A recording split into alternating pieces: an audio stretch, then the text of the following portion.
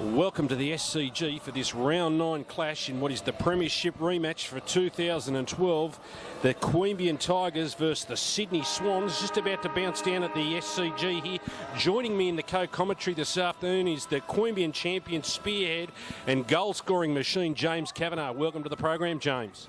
Yeah, thanks very much, Brett. Thanks for having me. It's good to be here at the SCG. It's a great ground to watch footy. Absolutely, as we're perched up here in the ladies' stand here at the SCG. Of course, joining us on the camera today is the ever-reliable Andrew Barnes, and we'll get into the footy. An undermanned Queanbeyan side, of course, missing their captain in Ryan Quaid.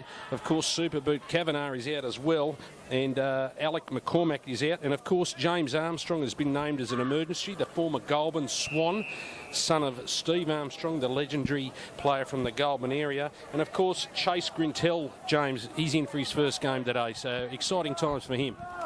Yeah, it's obviously with a few of the injuries, it's given a few other guys some real opportunity, and if we can get some games into them, I think in the second half of the year they're going to really benefit from it. Absolutely, as Kane Stevens is a welcome inclusion from the NEAFL rep side. It's in the middle of the ground. It's out by Towers, but it's down to the ever-reliable Jared Atkinson, a player blessed with skill. He's on the half-back flank, and it's put down towards there to Swan. Swan to the run, I think that is Camp. Camp into the middle of the ground looking for heel slip. He dropped what he should have taken, but at the bottom of the pack was Kane Stevens there shuffling the ball out as they continue to drive the ball forward to the Queanbeyan Tigers, and it's that man Jensen who's been in great form, the number 20 for the Tigers. He's been quite good. He's just flown under the radar a little bit this year, James, is Sam Jensen, the number 20 for the Tigers. Yeah, we rate him massively, internally, and I reckon he's really going to start holding down that midfield position. He's been thrown around a little bit, but I reckon this year he's really just saying, I want to be part of the midfield. He's just so courageous, and he's just such a good bloke to have around the club too. Absolutely, there you have it as it's shuffled out to Conroy. Conroy gets a quick kick away. It's over towards that of Jolliffe. Jolliffe into the hands of Conroy again. The ball magnet in Conroy. He continues to rack him out to Stevens as they try and play possession football. I don't know if that's going to work against the Swans, but it's back to Conroy, and it's out to Ben Klemke. So that's a good start for the Swans. Opportunity to put first score on the board here at the SCG. Slightly undermanned the Tigers, but you saw what they did last year in 2012. Backs to the wall. No one gave them much of a chance, but as a true club, a true champion club, they come out and won the flag against all the odds, James. Yeah, obviously, like after you've won a flag the year before, sides actually sort of start taking it a bit more serious, and we've got to expect that, and I think sides come at you, and we've just got to, that's going to be part of our growth as well. So we've got to be willing to stand up when it counts. Absolutely, out to a couple of the bigger names. It wasn't good enough to make the distance. Was Ben Klemke. It was marked on the line into the fluoro boots there of Jesse White, coming back to the twos this week. White out to Armstrong, another inclusion in the second grade side this week for the Sydney Swans. NEAFL round 9 action, the premiership rematch from 2012. That's a poor kick going in there. It was from Camp, chopped off by Armstrong. Armstrong brings it out across there that's a great grab there from James Dunn. James Dunn puts the ball forward in towards the area of Swan. He gets a quick handball only as far as that of Doug Haddon. Haddon gets a handball over the top, and it's spotted up. I think it is that of Jed Lamb coming back to the seconds this week after a couple of weeks in the top grade, James. Yeah, you just saw then, Stephen Camp, he just sort of struggled to hit that target on the inside, and as you know, against sides, the calibre of Sydney Swans, you just can't afford to give him those opportunities, and he's only young though, so he'll probably, he'll learn from that. Absolutely, as you said, you've really got to hit those inside targets here, particularly at the SCG as Lamb comes in. We ride this home. Jed Lamb, first score on the board. He's got the makings of a key forward, James. He's got a nice size about him. He's had a couple of injury problems. We know that's well documented, but he is a nice size. Yeah, I think they're putting a lot of faith in him now. I think they realise how good he is, and I think he's just sort of getting a taste of it, and I don't think it'll be too long till he'll be part of the permanent fixture in the ones. Absolutely, as we've seen over the test of time, the Swans really breed their players here, and they've bred them into premiership stars over the years. And as we've been involved in the competition for a long time, James, you've had the opportunity to play on and against some of those players. Yeah, you see him through. I remember the early days of Jared McVeigh. He was the same. He was sort of touch and go at the start, and then all of a sudden he just exploded into an unbelievable player. And same as Cunningham as well. Absolutely, and I could think of Ryan O'Keefe and Nick Malcheski now permanent fixtures, so it speaks volumes of this second-tier competition, the North Eastern Football League. Here we are, round 9, clash the premiership match, rematch of 2012. It's 1v2, both sides camped on 20 points, so the victor today will own the top of the ladder in the North Eastern Football League competition, so it's up for grabs out there. Severely undermanned Queanbeyan, as we've spoken about. That won't worry and it won't deter them, because they won't stop giving up out there, because it's a boundary line throw in, and that'll suit Queanbeyan, James, just to slow the play down and not allow them to get a run on, because the Swans will catch up pretty quickly inside the midfield there. Yeah, you got to at certain points in the game when you've got to really learn how to control the tempo of the game. If you don't do it against the Swans, they'll just blitz you. But you've really got to know when to hold on to it and when to go. Absolutely, that's a very valid point there. When playing the Swans, you really need to control and hold the footy. How do you teach the younger blokes, James, about that tempo and understanding when to go and when not to go with the footy? Yeah, I think that's the hardest part about keeping your head as a young bloke, full stop. But I think the one thing is to sometimes just say to them, pick your easiest and your simplest option and your first option. Don't try and think you have to hit that kick. That's a 40-metre kick on a 45-degree angle. Sometimes hit that bloke shorter and do anything you can to get it back. Absolutely, words of wisdom there, and that's just keeping it simple, James, isn't it? Pretty simple sort of game. Don't try and overcomplicate it, but the ball is rushed out there, and he did quite well there, was young Sam Jensen. He didn't give away the free kick, and he was unlucky not to get one himself. As a boundary line throw in here at the SCG. In the 4 o'clock start, of course, the Swans taking on the Dockers in the later game in what should be an interesting challenge. It'll see where both clubs are at, but he's picked out a free kick there. Is it going to young Kirkwood? No, it's gone to... The umpire has brought it back. It's basked in sunshine. It's going to that man Jensen that we've spoken to. He gets a quick handball off to Stevens, but the umpire's brought it back again. Trying to get it right. I think it's Big Curlin out there, is it, James? It's young Kirkwood who's been released from the defensive role. I thought the free kick, but he gets a quick handball away to Conroy. The ball magnet in Conroy. Back to Will Griggs. Another welcome addition this week into the other ball magnet, the Jewel Mulrooney medalist in Danaher. Danaher into the centre of the ground to Irwin. Irwin shifts it across towards the 100-gamer in Franchi. 100 club games for Paul Franchis. That's a fantastic effort. Over to Swan, on to Benny King. Benny King puts it inboard there, looking for...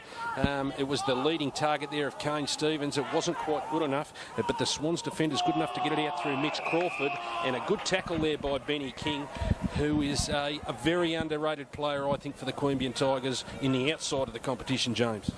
Yeah, he's a ripper. He's an absolute ripper, and I think he's one of those... he's already made himself almost a bit of a Queanbeyan favourite so far, and I think just a bit of uncertainty there taking on Ben King. I think he's one of those guys you probably don't want to take on sometimes. Absolutely small in stature, but it's a heart the size of Farlap. He is diminutive at the best. As the Swans get a clear break in the transition, as it's Klemke who tries to put the tackle on Jesse White, forces him to hurry the kick up, but that's a good grab there by James Dunn, running back with the flight of the footy inside the 50.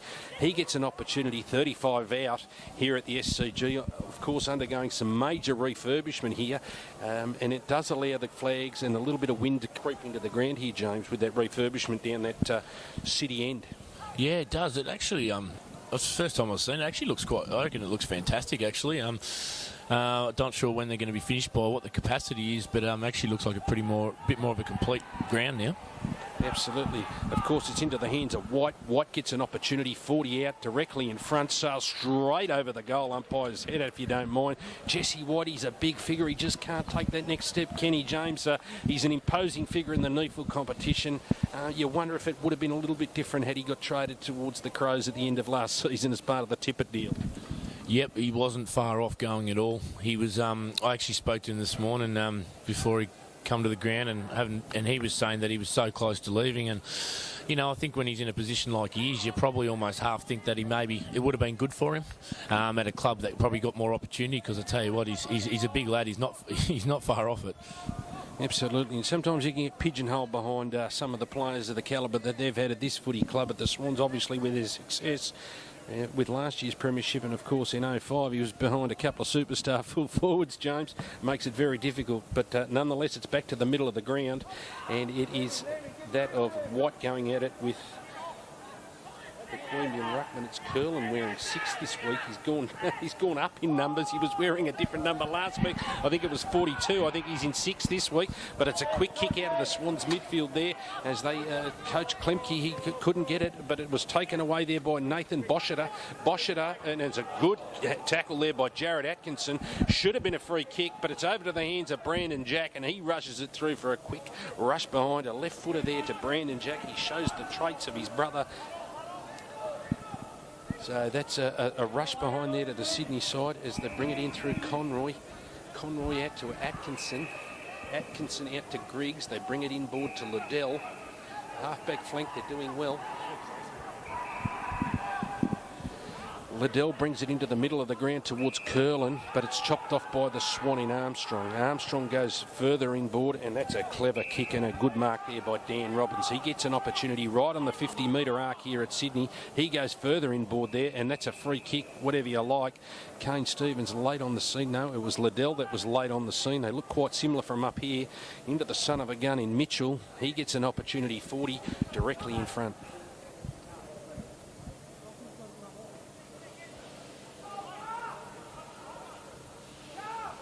So it's young Tom Mitchell, the number 6 for the Swans. Big left foot right on the 50-metre arc. Not good enough on this occasion. He pushes it wide. So that's another behind to the Sydney side. Takes them to 2-2-14 to Queanbeyan 1 behind.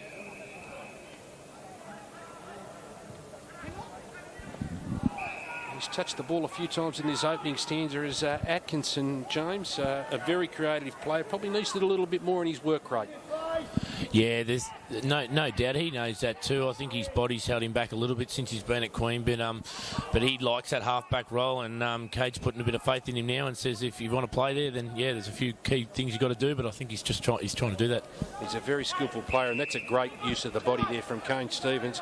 He's improved out of sight. I wouldn't be surprised to see him get rookie listed at the end of the year. It's over to the 100-game club player. That's a free kick out here to Jeremy Kirkwood.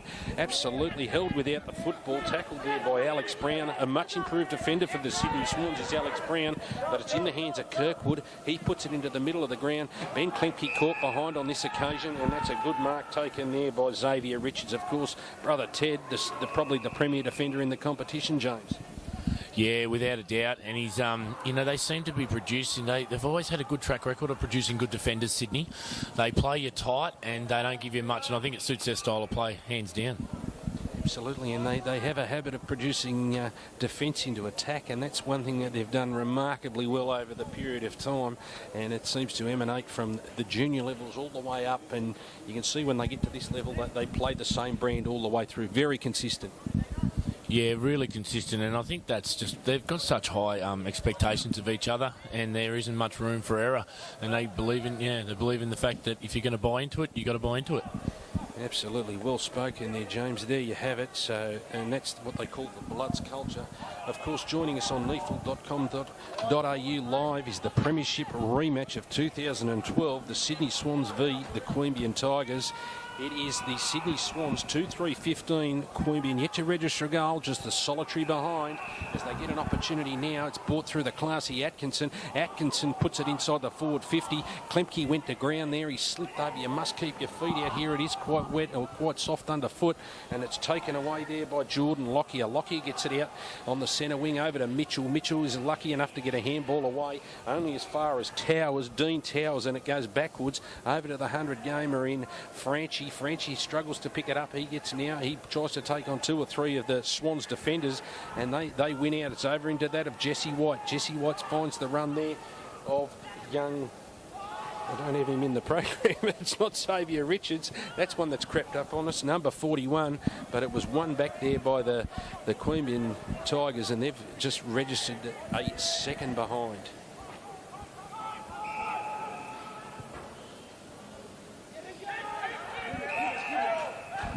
They look to go coast to coast, and it's over to that of Errol Sabatis. Sabatis tried to get it down there, but the Queanbeyan defence has stood tall there, and it was into the hands of Yaron Jaffa Williams, the number 49. Looks like he's playing his first game for the Swans today, and they get it in through side the forward 50.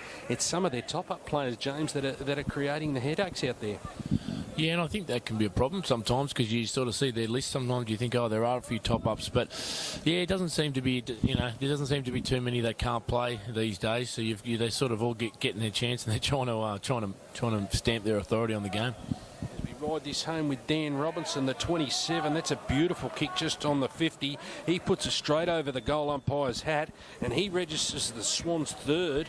And the Tigers yet to penetrate the big sticks, but as the Swans gallop away here, Queanbeyan have got to do a bit more work, James, to keep it in check. Otherwise, they will really go to town.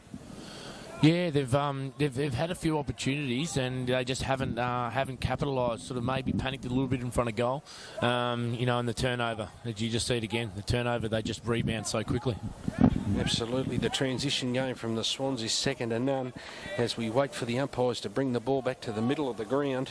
We'll see if we can get an update from some of the other grounds, or of course all the games in Sydney this weekend. At three-quarter time, it was the Sydney Uni leading the Tricolours. That's the Ainsley Tricolours. It was 13-6-84 to 6-10-46. That's at three-quarter time. Watch out for the big dark horse in the Sydney Uni. They're going to be a very, very powerful side in the back half of the season, James. Yeah, there's been a bit of talk about Sydney Uni and how they've been missing some players, in the first half of the year. I think people underestimated them a little bit from last year's form, but I think you'll find that they will come home this year, and they might upset a few sides above them. Absolutely. Of course, Belconnen taking on the Hills Eagles at Bruce Purser, and it was Belconnen by 32 points was the last score there. But back to the footy at the SCG here, and it's put into there by Shane Biggs. Biggs only as far as Big Curlin. Curlin gets it out to Danaher, gets a poor handball away, but he's lucky enough to find it into Conroy. Conroy gets it over there to Michael Wescombe. Wescombe nestled in the back pocket just on the 50-metre arc. He finds a short chip towards Kane Stevens. He wasn't good enough to take that, but it's over that of Biggs again. Oh, that's a solid tackle there by Will Griggs. That's a great tackle, and he certainly let the Swans player know he was around, and it's effective, and it gets put up here towards the centre wing right in the commentary box, and that's Towers. He was tackled there, and a good tackle by Chase Grintel, who showed a little bit in his first game, and it's back into the middle of the ground as the Swans, they possess this footy. It's over towards Towers. He looks for the right option inside the forward 50. Towers drives it down to that of Jesse White. Take it as you will, big strong mark, or a push in the back to Nathan Curlin. Very lucky not to give away a 50. Yeah, he lives on that edge. Irwin, and he's just come back into the side after his suspension. But he's pretty focused now, and he wants to play some good footy. So yeah, hopefully it'll be a pretty good matchup actually today. Irwin and Jesse White, two big fellas. Absolutely, a couple of big brutes going at it. So it's Jesse White getting an opportunity to line up for his second, right onside the 50, and the goal umpire doesn't move. That's his second for the first quarter, and the Swans fourth. And they skip further away, the Sydney Swans, to 4-3-27, and the Tigers 0-2-2. So they've got a bit of work to do, James, to claw back some of this lead. If you can stay with a couple of goals of them, you're always a sniff, aren't you? Yeah, I reckon you always are, and I think one of the worst things you can do is try and get a slow start against Sydney, because they always come out of the blocks. It's just the way they play, and I think you got to take. I reckon if Queanbeyan can try and grab one or two before quarter time, it'll just give them a bit of confidence to sort of set up from there. Absolutely. There you have it. And James, obviously out. This is your first stint on the sideline in season 2013. How long do you anticipate on being out for? Hopefully, just sort of about, I think, 3 or 4 weeks at this stage. Hurt my ankle, so just not taking too many risks. And I think there's going to be, as Jesse White takes a mark there on the 45, he's on fire at the moment. But so hopefully get back in. We've got a few others that are out, and we've just got to try and play as good a footy as we can and weather the storm a bit before the second half of the year. Oh, I think you mentioned something off air, and you mentioned it, that you were lucky that you got a good start to the season, just ride out the storm, and I think you set yourselves up nicely for a run home at the finals in the back half of the season, James. Yeah, and as Jesse White comes in, he's kicking. Seems like it's on today, but he's hit the post. We were lucky enough to have started 5-0, so we put ourselves in a good position, and I reckon you'll still see Queanbeyan pretty strong force in the second half of the year. I don't doubt that. As Jesse White, he had an opportunity to register his third goal for the first quarter. Would have been an imposing first quarter, but it was Irwin. He finds that of Kirkwood. Kirkwood holds the play up in the back half. It's a handball over to the coach in Klemke. Klemke changed numbers. No, it was Jolliffe actually. They look very similar out there. Both got the knee strapping, and it's out to there of Curlin, is it? Curlin on the centre wing. Fails to pick it up. Now he does. That was a good bit of work there from big Nathan Curlin below his knees, but he was caught up in a ball and all tackle out there far side here at the SCG. The umpires found a free kick, I think, for not releasing the ball. So that's a good effort out there. I think it's young Jaffa Williams out there for the Sydney Swans, it is, and he brings it straight away inboard, and they come in through the hands of Jordan Lockyer. Lockyer now will launch another one as he goes towards Jesse White. No, he finds Robinson. Robinson hands off to Armstrong. Armstrong into that of Brandon Jack. They just work it so well, don't they, James? The Sydney Swans. They don't waste an opportunity, and they look for the right targets inside that forward 50. Yeah, they do, and I think the thing is with Sydney compared to a lot of other sides, because of their strength, if you give them, you can't even afford to give them a metre sometimes, and if you do, they'll use them, and they will. You know, you might think you get away with it from other sides. If they've got a metre or two on you, they'll still use them. Absolutely unlucky there was Jesse Watt not to grab one from behind there, but the Queanbeyan defence through Conroy brings it out quite quickly, and it's out there through instead of Fulford, Benny Fulford. He gets tackled over the line there in his same number in Shane Biggs. So the 246 is going at it here right in front of the ladies stand here at the SCG. Of course, Northeastern Football League round 9 action, the premiership rematch of 2012. The Sydney Swans v the Queanbeyan Tigers. And it's taken away through Robinson. Robinson was pressured as he put the kick towards Sabatis, out towards Jesse Watt. Failed to get over in that occasion. It's over to the run of Swan. He finds Atkinson on half-back. This is where he's most comfortable. He has a run and bounce, and that's a good hit. He hits up Heaslip, and he's followed on that through with a Paul handball that from Heaslip, but he's good enough to recover with Jared Atkinson, and he gets it out towards Heaslip, and he finds some fellow Queanbeyan Tigers in Danaher in the middle of the ground. He wheels around on that faithful left in towards Benny Klemke, who worked hard inside the forward 50 there, a repeat effort, and he goes sideways to Toby Conroy. I don't know if he's gained much advantage there. That shows a little bit of lack of confidence in shooting at goal there, James. Yeah, I think that did. I think Benny really had. I think he had the legs to go all the way there, and I think he's probably missed the first one. Didn't go all the way the first time, but I think he's got to go back and ping those from 45. He's a big kick. Absolutely. We might send you down there at quarter time to have a chat to him. I might send you down to Hobbledown all the way down here at the SCG. It's a lot easier sitting up here. I'm learning that so far. And we really value your insight today, and much appreciated. But it's back to the footy here. It's White again, over to that of Jack. And we're going to see this in the years to come. It's Kieran. It's not Kieran Jack. It's over to Lamb. Lamb slots what he should have swallowed for breakfast. He just pushes it wide for another behind. So the Swans with already 10 scoring shots in this quarter to Queanbeyan's 3. They are peppering the goals down there, James.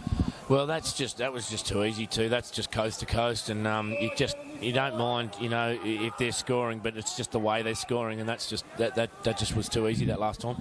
Absolutely, there you have it. It's out to Fulford. This is where they're breaking down, really missing the forward targets in Quaid, who's that really good hit-up target who works very hard to leave the space behind for the Kavanaghs and Co to lead into. But that's a super grab there by Cone Stevens. That's an area of his game that he's really improved. As I said, he's a genuine chance to be rookie listed at the end of the year. It's over to Danaher. He switches play across to the run there of Klemke, the number 1 in Klemke, out to the lookalike in Jolliffe. Jolliffe with a quick kick over the top to Slater.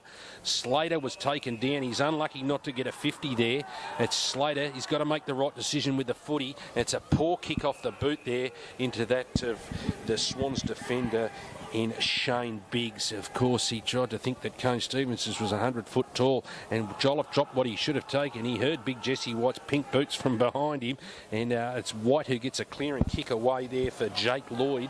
He's a diminutive little player, is Lloyd, but he was wrapped up. He was good enough to get the handball away. As the Swans work it out, they're so clever at just releasing the ball, a la rugby union style. Here's Jaffa Williams on Slater. Needed to keep his feet was Paul Slater, but Jaffa Williams went to ground with the footy. Should be a free kick here to the Queanbeyan defender in Klemke, but the umpire has pulled it back there, and he's going to ball it up 40 metres from the Swans goal here at the SCG. Of course, Sydney 4-6-30, Queanbeyan 3 behind. So a 27-point margin here at the SCG in the grand final replay of 2012. It was over there to Atkinson, and it's over now to Benny King. Benny King was slung to the ground by the 3 Swans defenders. It's over the top now to Nathan Boschiter. Boschiter, he was not good enough to get it away, but it's cleared away here through the Jensen. Jensen gets a poor kick away. It's going to beat all comers, and it beats Kane Stevens over the line for a boundary line throw-in right in front of the Queanbeyan interchange gates. Time slipping away in this first quarter, James. 25-minute mark yet to score the Tigers. Yeah, they just had another opportunity and just sort of butchered it again. So the they're there to be taken. You've just got to make sure you you capitalise. But I think the pressure's been good. It's just been more the execution. Just a score from Bruce Purser. It's three-quarter time. It's Belconnen giving the Eagles a bit of a touch-up. 15-11-101 to the Eagles 8-9-57. So, yeah, it looks like the Belconnen side much improved for 2013. They could be a dark horse too, James. Yeah, no doubt. We played them a few weeks ago and they gave us a touch-up, and they've definitely improved. I think it just goes to show that, certain lists, we sort of did it the year before, won 4 games, come out, and then sort of, we won the premiership, and then I think they look like they've been building for a couple of years, and they look quite dangerous. What they have done extremely well is they've got 30 or 40 games into their kids, and that makes a big difference. And, of course, with the Bennett boys returning and, of course, the increased fitness and injury-freeness of the coach in Loken, it turns into a pretty good side. Yeah, no doubt, and that's what they look like. They look like they actually have got a side with a few games under their belt now, and they were a little bit raw the last couple of years, but they had some good players there, and they're putting it together. I reckon they're going to be a real force this year. Absolutely. Back here at the SCG, it was King who got the ball from Irwin. Irwin out to Kane Stevens. He's a ball magnet too. Over to the other ball magnet in Griggs. And they try and work well in tandem as Stevens takes on the opposition with a worm burner there. As far as Atkinson, he was good enough to pick it up around his bootlaces. It's out to Benny Fulford. He's been somewhat of a revelation down there as a small forward. He's got a little bit of toe. He takes on the opposition defender in Stevie Ray, but he was caught there, and it's over towards Towers. Towers onto the left foot. He puts it down there towards Cade Plemke. So he chops that off, and it's good enough here to Irwin. Irwin goes to ground. He should have got a free kick. He was unlucky not to get a free kick, but he slipped off the tackle there of Towers. But now that the Swans get an opportunity to clear it away over to the run of big Jesse White, he pounces into the middle of the ground as the siren goes for the first quarter. I don't think that's going to count that score. I think it will. It is. The umpire has allowed that. That was an interesting one. 4-6-31 to the Swans, 0-3 for the first. It's Queanbeyan Tigers v the Sydney Swans, and was a blistering opening term from the Sydney Swans, of course. 4-7-31. The Tigers didn't register a goal in that opening stanza, but we'll get the gossip from the huddle from the Super Boot in James. What did they say down there, James, at quarter time? I think they touched on a few things from the structures. I think that's what can happen sometimes when it's not going your way. You just go away from a few things. Plus, also they just capitalising on doing the simple things right. Missed a few easy targets, slipped a few tackles. Absolutely, and it's back to the middle of the ground. It was Watt doing battle with Irwin. Irwin didn't get his hands to the footy there. It was straight down to that of Lamb, and there was a high tackle in there on the Queanbeyan defender. He was unlucky not to get a free kick, Conroy. But nevertheless, it's White doing battle with Curlin now. And it's won by Curlin. He turned his body well in that contest as the pack forms only as far as Conroy, and it gets shuffled off him as another pack forms here in the middle of the ground. It's failed to clear the centre square at the moment as the umpire lets the play go along. A pity he didn't do that last night over in Perth, where the beloved Kangas got beaten after the siren. We're in 7th position only for that screamer from Nick Natanui. But anyway, you make your most of it. It's out to Tommy Mitchell. Tommy Mitchell gets a quick kick on the left foot there, only as far as Swan. He has to keep his feet, Andrew Swan, if he's going to hold up that key defensive post, because he's created a scoring opportunity here for the Sydney side, and they get another one. And that's a first blood to the Sydney Swans, purely because the Queanbeyan defender went to ground and he gave the Sydney forwards first opportunity to pick the footy up, James.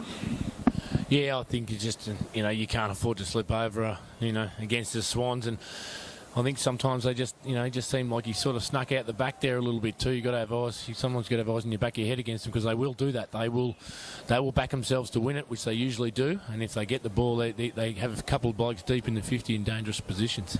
Absolutely. We saw that on that occasion. They had three just waiting for the raffle, didn't they, James, there in that situation as the ball's brought back to the middle of the ground. It's Curlin to do battle with Jesse White. I wonder if he's going to raffle them boots at the end of this one for Charity White, because they stand out like a beacon in the middle of the ground here. Maybe he's after the 3 votes today, James. But nonetheless, it's out to the other bloke that racks up 3 votes in Toby Conroy. But it's only as far as to the other vote getter in White. White gets a quick handball over there towards Shane Biggs. Biggs puts the ball inside the forward 50, but it was chopped off there, and he butters up and makes a tackle. And the umpire has no hesitation in calling for his ball, as it fails to clear the centre square again. And this contested play, this is what Queanbeyan thrive on. Also the Swans, they love the contested play, James. They do, and you just saw Queanbeyan there. They did the right thing by handballing out the back and starting to get some run from the back. But the thing is, Sydney are just so quick on you. They're quicker than any other side, so you've got to make that decision probably 1 second quicker than most other sides. And that was James Dunn. He went to that more experienced hands of in Lamb, over to Biggs. Biggs over there to Mitchell. It's Mitchell with the ball in hand. He'll send this long in the square. He'll look for the right option. And he gets to wait for Jesse White down in the ground there. Let's see how big Curlin's body work is. He did well there, but there's that man out the back that you spoke of, and it's put through for a behind. Is it or no? The goal umpire ran right over there, but he was good enough to do it. Was the Swans forward, and that's another quick goal to the Sydney Swans. That man over the back that we spoke about, it cleared all the Queanbeyan defenders. They made body contact in the contest, but unfortunately that man over the back. Yeah, they get that one over the back, as we we're just talking about, and 2 metres, it's all they need. They've got that good of finishing skills that they will kick them. Absolutely, and if anyone that says it's a game of inches, you're dead right. As you can see, Queanbeyan done everything right, but the Swans, they just make you pay in that transition. So back to the middle of the ground, as they've put 2 on in about 3 minutes here at the SCG. We'll see if we can get some updates from around the grounds. It was Belconnen leading the Sydney Hills Eagles. Of course, Tuggeranong took on Aspley today up in Brisbane, and they were comprehensively beaten by Aspley in one of the cross-conference games. Of course, you played Aspley a couple of weeks ago and got away with a thrilling win out there at Dairy Farmers Park, James. Yeah, that was a close one. They, by all rights, they probably should have snatched that game because they come home like a steam train, but did hard enough work early. They're a really good side. They're going to be, I'm sure they're going to be up there in the Northern Conference, which they're showing so far. Absolutely, of course. Aspley containing a couple of AFL stars and the former Eastlake captain coaching Nathan Clark. And they've got a very good list, so they'll improve in the back half of the season, but it's a free kick or a mark here, I think it is, to the Sydney Swans. It's going to be a good kick directly in front, right on the 50. If he keeps it straight and aims high at the goal post, he'll put this one through as we ride it home here, and that's going to be a mark on the line. So Jake Lloyd not good enough there on that occasion. He's got to give him some room there. The umpire has failed to call him back. Big Curlin. It was always a Monty to do that, but he did well in making the tackle there. Only as far as Westcombe. Westcombe gets it out to King. King with a poor handball to the Swans forward there, and a defensive pressure. It's a free kick picked out there to Mitchell. He gets a quick handball off to that of Lamb, is it? But Big Curlin gets his hand to the ball and rushes it over the line. So he did quite well, but I blame the umpire in that situation there, James. He didn't call the Swans forward back, but that's a poor kick as White gets his hands on it again, and he sets sail for home. Of course, it's not good enough on this occasion as Toby Conroy gets back in the last line of defence, and a goal-saving mark. It's Conroy. He brings the ball back in through that. A full foot. He drops what he should have taken. It's just the basics at this point in time, isn't it, James? We spoke about it at quarter time, and you've spoken about it through the broadcast. It's just the basics letting them down. Yeah, it is. It's a simple, just a couple of simple skill errors there, and that mark there, and it just gives another neutral situation, which is not what you want against the Swans. You want to try and control the footy as long as you can. There you have it, the words of wisdom from the goal-kicking supremo in James Kavanagh. Of course, missing a couple of weeks with injury at the moment, and it's a pleasure to have him here on NEAFL.com.au following his beloved Tigers. But it's the premiership rematch for round 9. It's the Swans in a canter here, 6-8-44 to the Tigers yet to score, and that's a good mark there. I think it was taken by Tom Mitchell, it was. And Mitchell climbed high above the Queanbeyan defender. I think it's Danaher out there that's on his haunches as the cameraman struggles to pick up the vision there, Mr. Barnes. It was Griggs who's on his haunches as Tommy Mitchell lines up for goal. We'll ride this home. He can't be too far away from senior selection. He was a high draft pick, of course, a father-son selection for the Sydney side. He likes it. You could see as soon as it left the boot, James, he loved that one, didn't he? Yeah, this is the first time I've actually seen him play, but, you know, he's got it all, I think. You know, he's a good stocky type too. He looks like his body's almost ready. Does he play more of a small forward role, or does he play a bit of an old ball role as well? I think they're trying to just ease him into the midfield. He has had a few injury concerns with his feet and things that has Mitchell, but he's starting to finally slow his feet, and he's coming through that Swans factory, and we will know what they do produce, don't they, James? Yeah, and I think if he's anything like his old man, he'll be pretty rugged and tough. Absolutely, we can see that in the makings, but it's... the Sydney Swans 7-8-50 leading the Queanbeyan Tigers, 3 behind, yet to score a major, but it's White to go at it in the middle with Curlin, and that's a free kick there. That was a bit sloppy. He was unlucky not to get a free kick as Little cannoned into the back there, but right on cue it was Mitchell who tried to shuffle the ball out only as far as Kane Stevens, but it was Mitchell again who laid the tackle. His work rate's really improved, and here he goes again, third touch in about 30 seconds.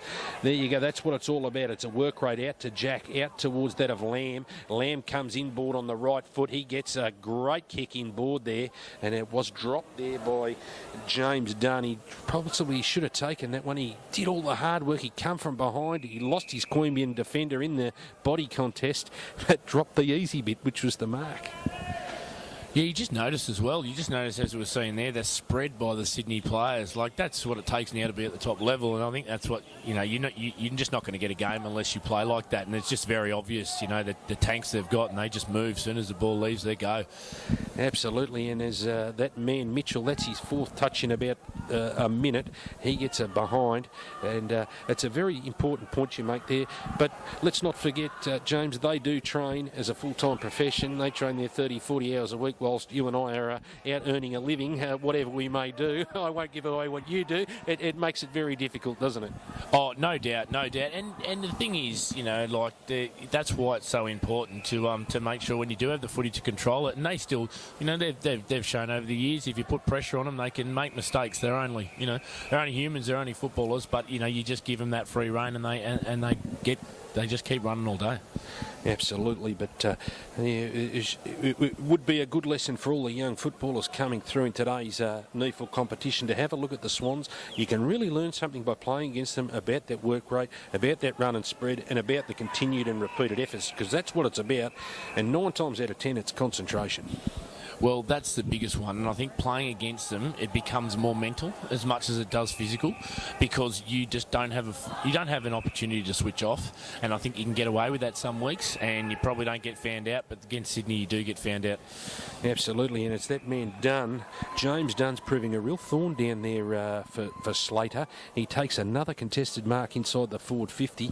He just loses him in the body contest, and he's done really well by dragging Slater up. I think he's a little bit uncomfortable inside the forward 50 is Paul Slater. Of course, returning to football after a year off, it's not easy to come back and play top-level footy as they ring in the changes from the boundary line, but we'll ride this home with James Dunn, and he's directly in front, 25 metres out. He racks up the Swans 4th, and that is their 4th for the quarter and 8th for the game as they skip further away here at the SCG.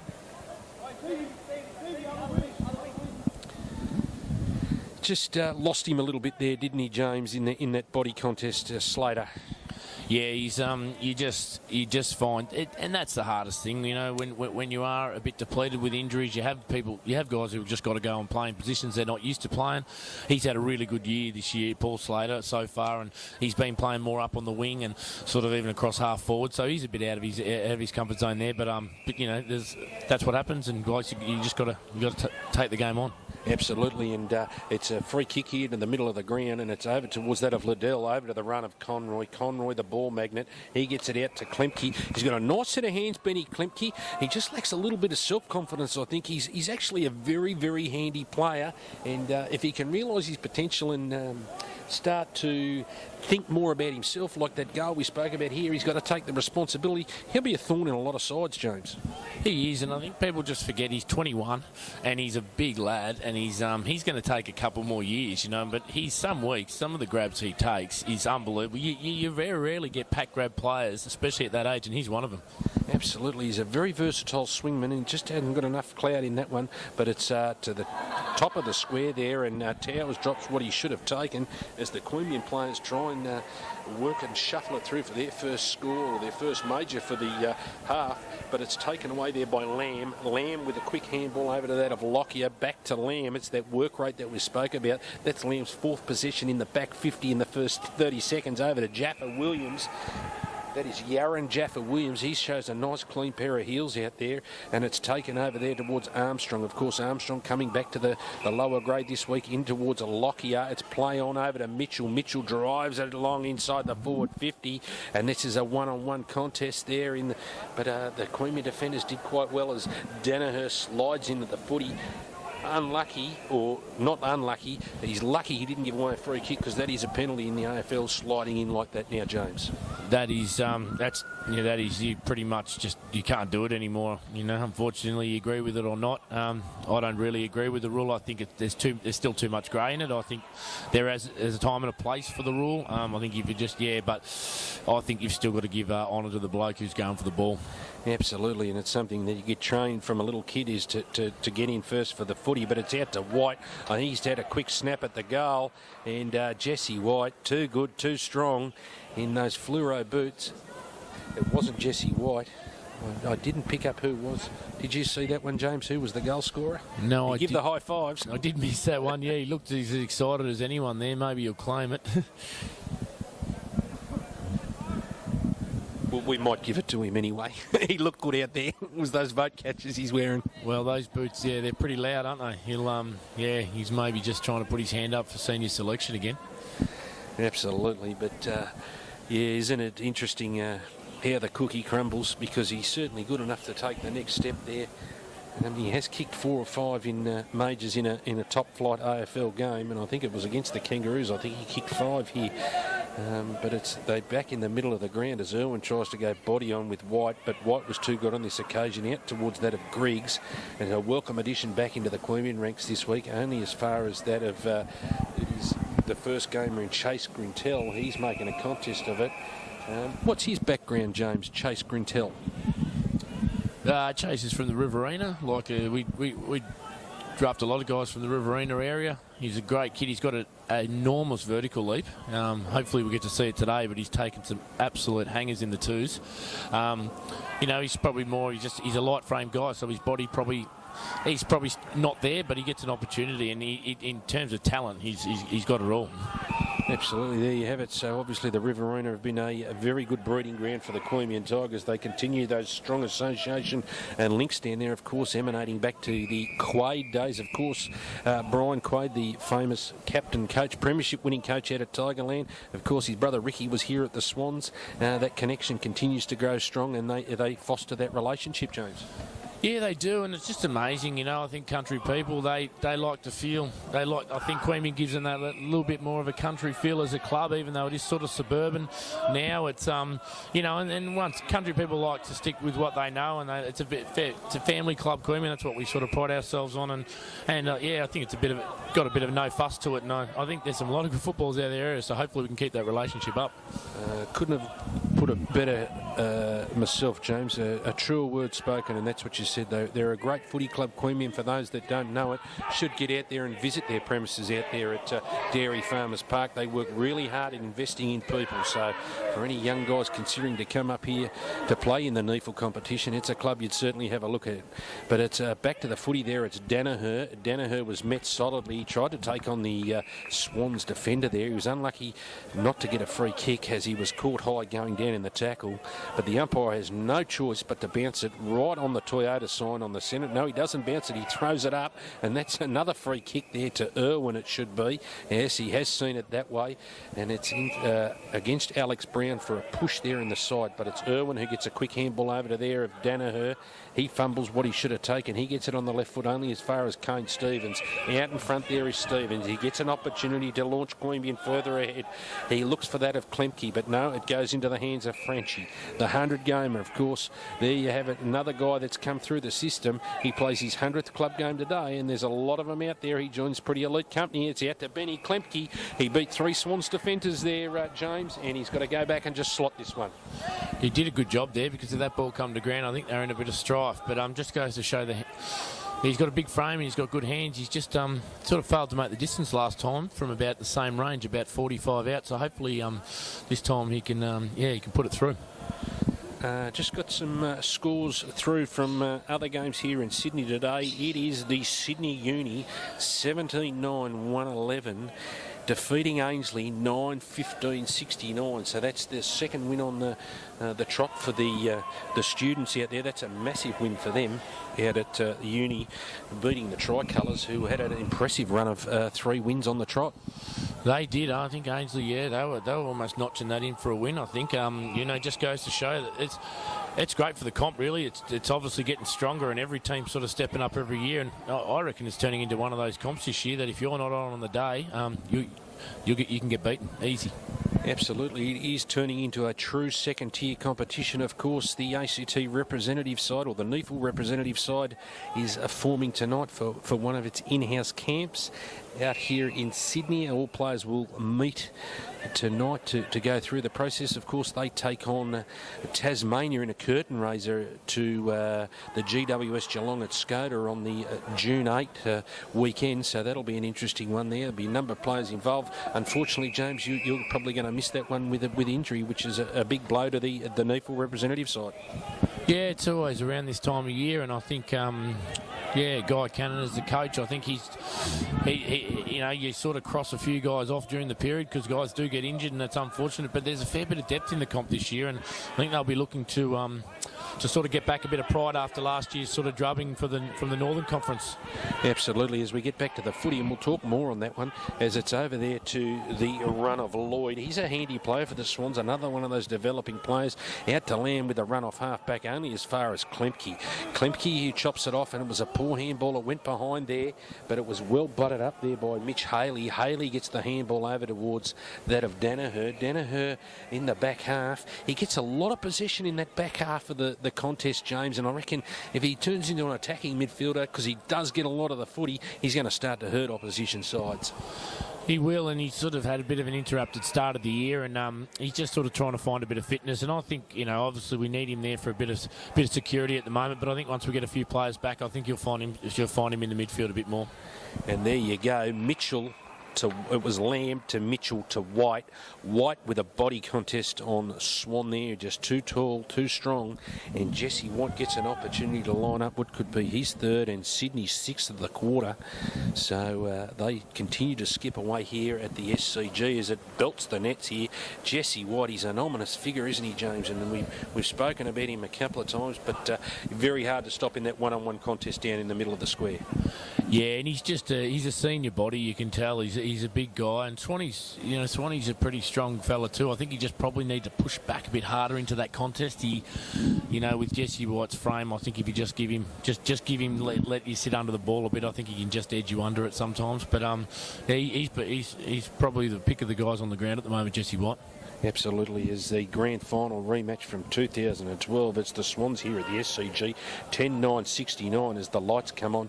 Queanbeyan Tigers yet to score a goal in a half a footy as they've just kicked the 4 behinds, and they've only had 1 behind this quarter, so a total shutout here at the moment.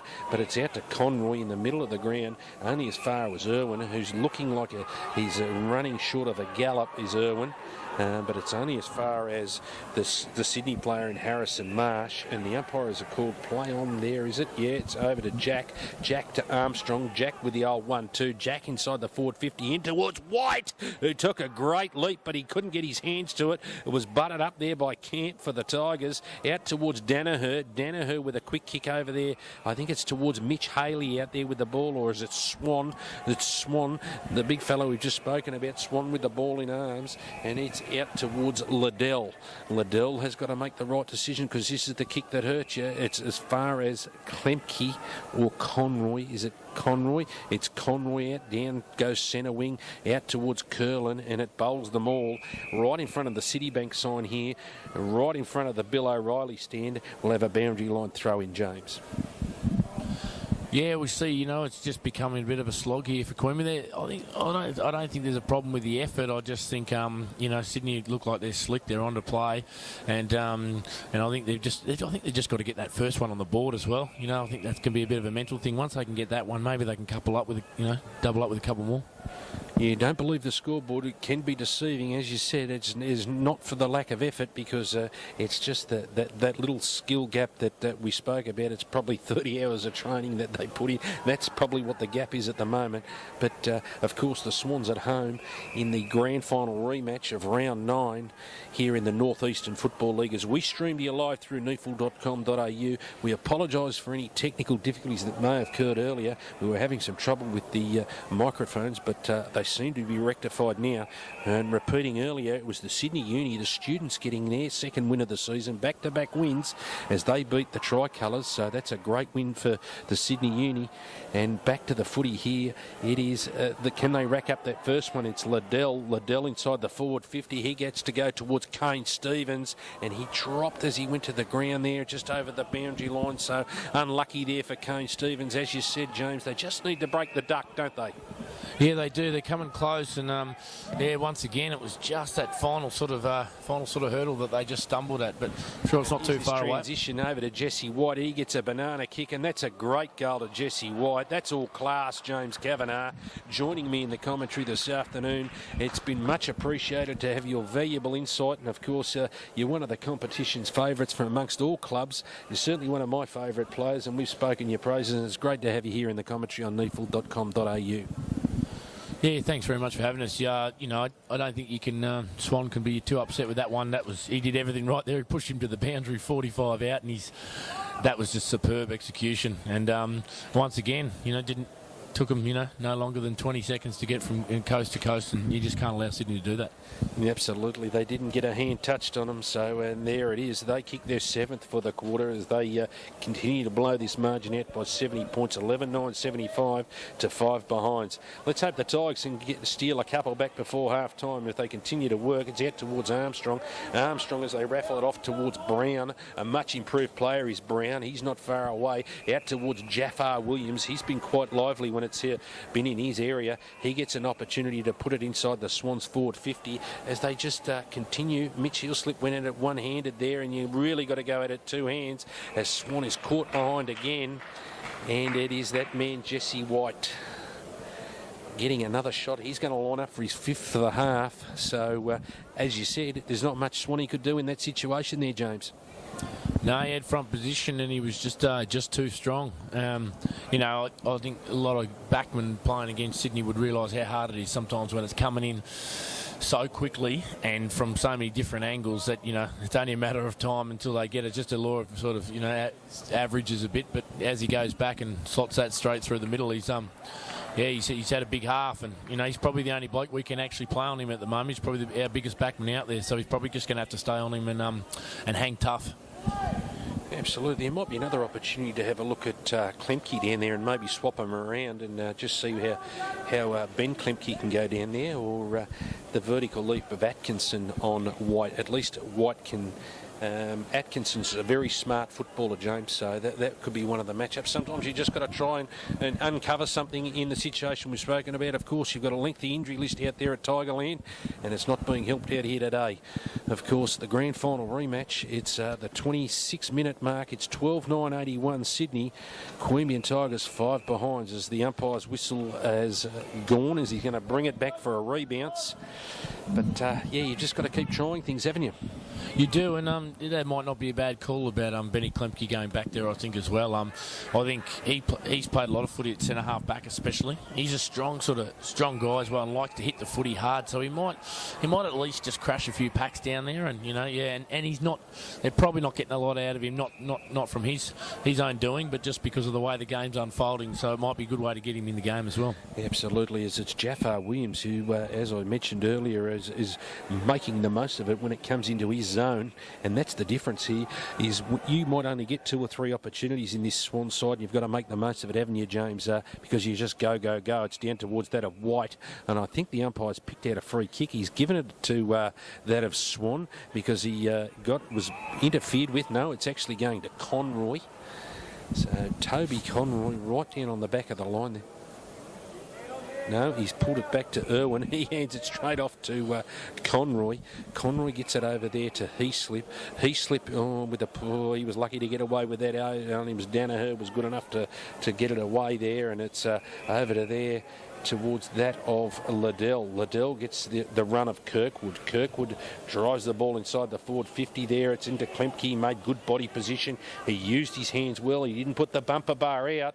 The much contentious bumper bar, as we've heard all week, if you follow the AFL. But the Swans defenders, and they've done a great job in mopping it up. They don't give the Queanbeyan forwards any opportunity, but it's come into Conroy again. Conroy gets it down towards Curlin. Curlin wasn't good enough on that occasion as it gets swept away by the Sydney defenders in through Lamb over towards Jack, but it was punched away for a boundary line throw in round 9 Northeastern Football League action. 27-minute mark here as the Sydney Swans 12-9-81 to Queanbeyan 5 behinds. Of course, the Tigers searching for their first goal, James. They're finding it ever difficult with that back six of Sydney. Yeah, they seem to be well drilled down there, don't they? It always seems like they've got 1 or 2 loose, and that's where they start their onslaught from. They sort of, and I suppose that's what's probably drilled them, and their seniors probably play a similar brand of footy. Absolutely, and we look down the list of the players today. It's a host of no names that many of us probably haven't seen in the Swans colours, James. Of course, it's ably topped up by the likes that we've called in the Mitchells and the Lambs, and of course the Whites and the Armstrongs and the Towers. But it's a host of no names, and it just goes to show you that Swans Academy is breeding these elite players for the Sydney competition. Yes, and I think you'll find that over the next few years, and I think also with the list of the GWS Giants as well. I think it's just becoming more and more professional every year. The academies are becoming stronger. I'm sure their resources and their budgets are even increasing. So I think they're putting a lot more money into development. I think that's where it's all coming from, and they're coming in at as young as the age of 14 now, aren't they? I believe. Absolutely, as the talent identification programs, they spread their wings far and wide now through both the GWS and the Sydney Swans as the Tigers search for their first goal. But it's a very good point which you touched on, and we'll talk about the evolution of the competition from when you first came in to now. You've seen the changes, and changes are plenty, but we are heading towards that elite competition. We are, and they're given, a lot of these young kids earlier on in the piece. I remember, dating back when the Swans first come into the competition, the young kids hadn't played a lot of senior footy. They were a little bit more timid. They were lighter framed. Now it seems like they've been thrown in the mix. They're training sort of like the seniors are training, and they're developing them mentally a lot sooner. So when they do come in, they look hardened. Absolutely, and there's a lesson to be learned in all of the Canberra clubs, and certainly as the competition continues to evolve, as it is becoming a semi-professional competition. But that's a poor kick there, an opportunity for the Tigers gone begging, as it just gets chopped off there by the Sydney defenders, and it's taken away down there towards Dean Gilbert on for his first run of the afternoon. As the lights continue to shine bright here at the SCG. If you're a Swan supporter, of course, what promises to be a cracking match in the seniors. It is the Swans taking on the Dockers. We'll see how far the Dockers have come, because Ross Lyon, of course, was instrumental in the Swans premiership in 05 as an assistant to Paul Roos. He takes charge of the Dockers, but it's in the middle of the ground. Back to the footy here at the SCG. It's the Sydney Swans reserves taking on the Tigers in the grand final rematch, round 9 Northeastern Football League action, as the Swans just play keepings off at the moment out here at the SCG, and it's brought back inside there towards Errol Sabatis. Sabatis, he gets an opportunity to go as the half-time hooter sounds here as the Sydney Swans 12-9-81 to Queanbeyan 5 behind. Back here for the round 9 Eastern Football League, Northeastern Football League clash, the premiership rematch of 2012. It's the Swans v the Queanbeyan Tigers, and fresh from the dressing sheds at half-time. James, what did you witness down there? Yeah, obviously pretty somber mood down there, but it was but you know, like I suppose with a score like this, you got nothing to lose now. You just got to go for it, and you got to make sure that you have pride in the club you're playing for, and pride in yourself and the team. So I think you'll see a pretty spirited outfit. I'm not sure if it's going to reflect so much with the result here, but you'll still see the Tigers come out pretty hard, I think. Absolutely, and we spoke about those positional changes, and of course Klemke's gone into the ruck. That's Ben Klemke, as the Swans here at half-time was 12-9-81. The Tigers held goalless. That'd almost be a record for the Tigers to be held goalless over the last 18 months, James. So, but as you said, they're an interesting beast, the dressing rooms at half-time, when you're getting a little bit of a touch-up, aren't they?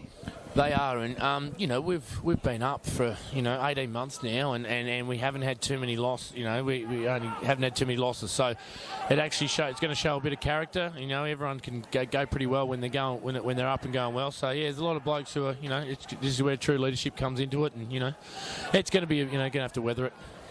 Absolutely, but don't be fooled by the scoreboard, because the Queanbeyan effort has still been first class out there, and you won't see a Queanbeyan side throw the towel in, let me tell you that. But back to the middle of the ground, it's they get an opportunity. They're pressing for their first goal, as it's Slater. He should have put that on the boot, but he was just caught under that split second. He's probably struggled with the transition of the pace of today's game as Slater, but it's out to that man Mitchell, who was probably the best player on the ground in the first half, along with Jesse White, as it goes out towards Stevie Camp, but it wrong foot's Kirkwood. And here's another opportunity for the Sydney side as they get to go inside the forward 50, and I think it's just been pushed wide there, and that was the number 54 in Dean Gilbert, was it there, who just pushed that there for the Sydney side as they... No, it wasn't Dean Gilbert. It was Nathan Boscheder who just pushed that to the far side. I think the umpire is going to throw it in. It has hit the behind post, so they don't register their first score for the third quarter. There's 2 minutes in, 12-9-81 to 0-5-5 the Queanbeyan Tigers. But, yeah, it's a good test for Cade Klemke too, being such a young coach. He's ridden the wave of emotion. The honeymoon period's over, and now it's a real test for him, I think, James. Yeah, it is. And, you think that, obviously you can get to a point when you think, geez, it's all just working perfectly, and the cogs are moving the right way. But yeah, it's one season to the next it can flip itself on its head, and it's gonna there's a lot of guys here that have got to probably have a look inside as well. Absolutely, out to Jolliffe onto Conroy as they do the old 1-2. Back to Jolliffe. He gets a handball inside that to the Will Griggs. He put him under pressure there as it goes down to the younger brigade. They were so instrumental for the Tigers in winning their flag last year. We probably called them a good period of time. It was Kirkwood, Griggs, King, and there's a poor kick there out towards Stevens, out towards Klemke. That's Ben Klemke. Out towards Griggs again. Out to the back there to Kirkwood. He takes on the Swans defenders. He gets a sloppy looking kick. He kicked it to two Swans defenders and straight into the arms of Jake Lloyd. Lloyd gets it over to Lamb. Get that one right in a minute. How can you forget that, Lamb? The T-bone stake, he gets it into the middle of the ground towards Irwin. Over to Kirkwood for the Tigers. Out towards Ben Klemke. Ben Klemke's got Jesse White bearing down his neck, but he was good enough to get it away. But it's a poor kick, but it's only as far as the much improved Alex Brown. It's Brown right in front of the ladies stand as we bring the broadcast through NEAFL.com here as the premiership rematch, and that's going to go out of bounds on the full, and that's the way the boundary umpire's seen it, as Jesse White cannons into the ground there, and the Queanbeyan Tigers go to rush to his aid there, but it's a handball over towards And the umpire's pulled it back. He's given it to Cade Klimke, not Ben Klimke. So it's Cade Klimke. He has to kick over the man on the mark. As he brings it long down the line, needs someone to stand up here and take a mark here. And they weren't good enough on that occasion, as it was young Mitch Haley who had to get up in the air and get his hands in the air to make a contest of it. But James, a couple of interesting questions. What does post-football hold? Obviously, we're heading into the twilight of your career. What are we thinking post-football? Yeah, it's a bit of don't get too much of a chance to think about it until it does sort of creep up on you a little bit. So I don't know. I sort of look forward to maybe buying a boat, doing a bit of fishing, and I still want to be involved in footy somehow, because especially the Queanbeyan Tigers, I love this club so much, and there's so many young blokes developing all the time, and it's one of those places you want to put in, because I think you feel like you really get something out of it if you do. Absolutely. To buy a boat to putt around Lake Burley Griffin might be a bit difficult, James, but nonetheless, can you see yourself in a coaching role? Initially, no. I couldn't say. I do shift work, so it doesn't really fit in too well with the footy schedule so much. But definitely, I do enjoy that. The mentoring role I have at Queanbeyan now, and it just being around. I do get a kick out of helping out the juniors as well. So in some capacity, definitely, it's just went. I'm still probably a bit unsure in that area. So there you have it. Whilst you keep kicking those goals, mate, you're still giving those opposition fullbacks nightmares. But anyway, we wish you all the best for a speedy recovery, and it's been great having you here on NEAFL Live via neafl.com.au. Of course, the stream of the Premiership Heavyweights 1v2 in a rematch of last year's grand finals. It's the Swans in a canter here at the SCG, as they just play coast-to-coast footy. It's almost a games of keepings off out here. But the Tigers' effort in a severely undermanned side hasn't gone unnoticed. It's in back through Jack with the quick hands over to that of Mitchell. Mitchell does what he likes. It's the hair over to Towers. He's been very impressive. He's a good size. He looks like a ready-made replacement for that of Martin Matner, but he hits the post in Towers. So that's their first score for the third quarter, and the Tigers are yet to bring up a major for the third quarter as we approach the 6-minute mark of the third quarter. But it goes down towards Kane Stevens, who drops what he should have taken. Very unlucky not to be paid the mark. Out toward the ball magnet in Conroy. Conroy right on centre wing now. He should have lifted his eyes a bit there, and it went down towards Curlin, and it was punched away there by the Swans defender in Xavier Richards, a la little brother of Teddy. So that was a good defensive effort there by Xavier Richards. Yeah, I think you find there as well, just that entry there. Queanbeyan, we're still hugging the boundary a lot. I think we've just got to probably turn our eyes a little bit inside to come through that corridor a little bit more.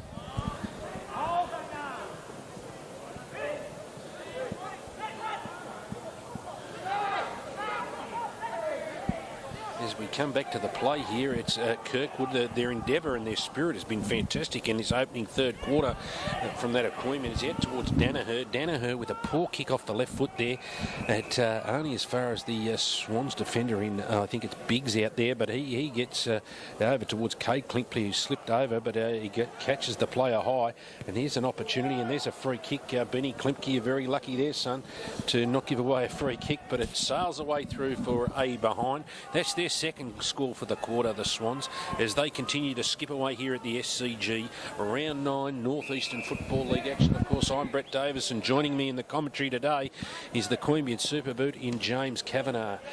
It's out here to centre wing in Jesse White. He's a very dominant figure in those fluoro boots, and he gets a quick handball over there to Doug Haddon. Haddon goes inside the forward 50, and it was a free kick there to Mitch Crawford. It wasn't paid by the umpire. The Queanbeyan defender straight in the back. James, you would have been a little bit disappointed if you were on the bottom of that one. Yeah, I think that one was a bit more obvious. It was they got away with that one. I think it's evident though that you can tell that the Tigers we've come out fire, and they're putting in a real contest. The tackling's there, the pressure's there. It's just got to be, as you say, we've just got to be a bit cleaner going forward. Absolutely. It's that second and third kick as Swan mops up over to Camp. Camp takes on 2 defenders. Probably just do the simple things, and we spoke about that earlier, where you just take on the first thing that comes to your mind. Don't try and get too creative. Just keep it simple. Okay, there's a simple saying in footy. It's called KISS, and it's keep it simple, stupid sometimes.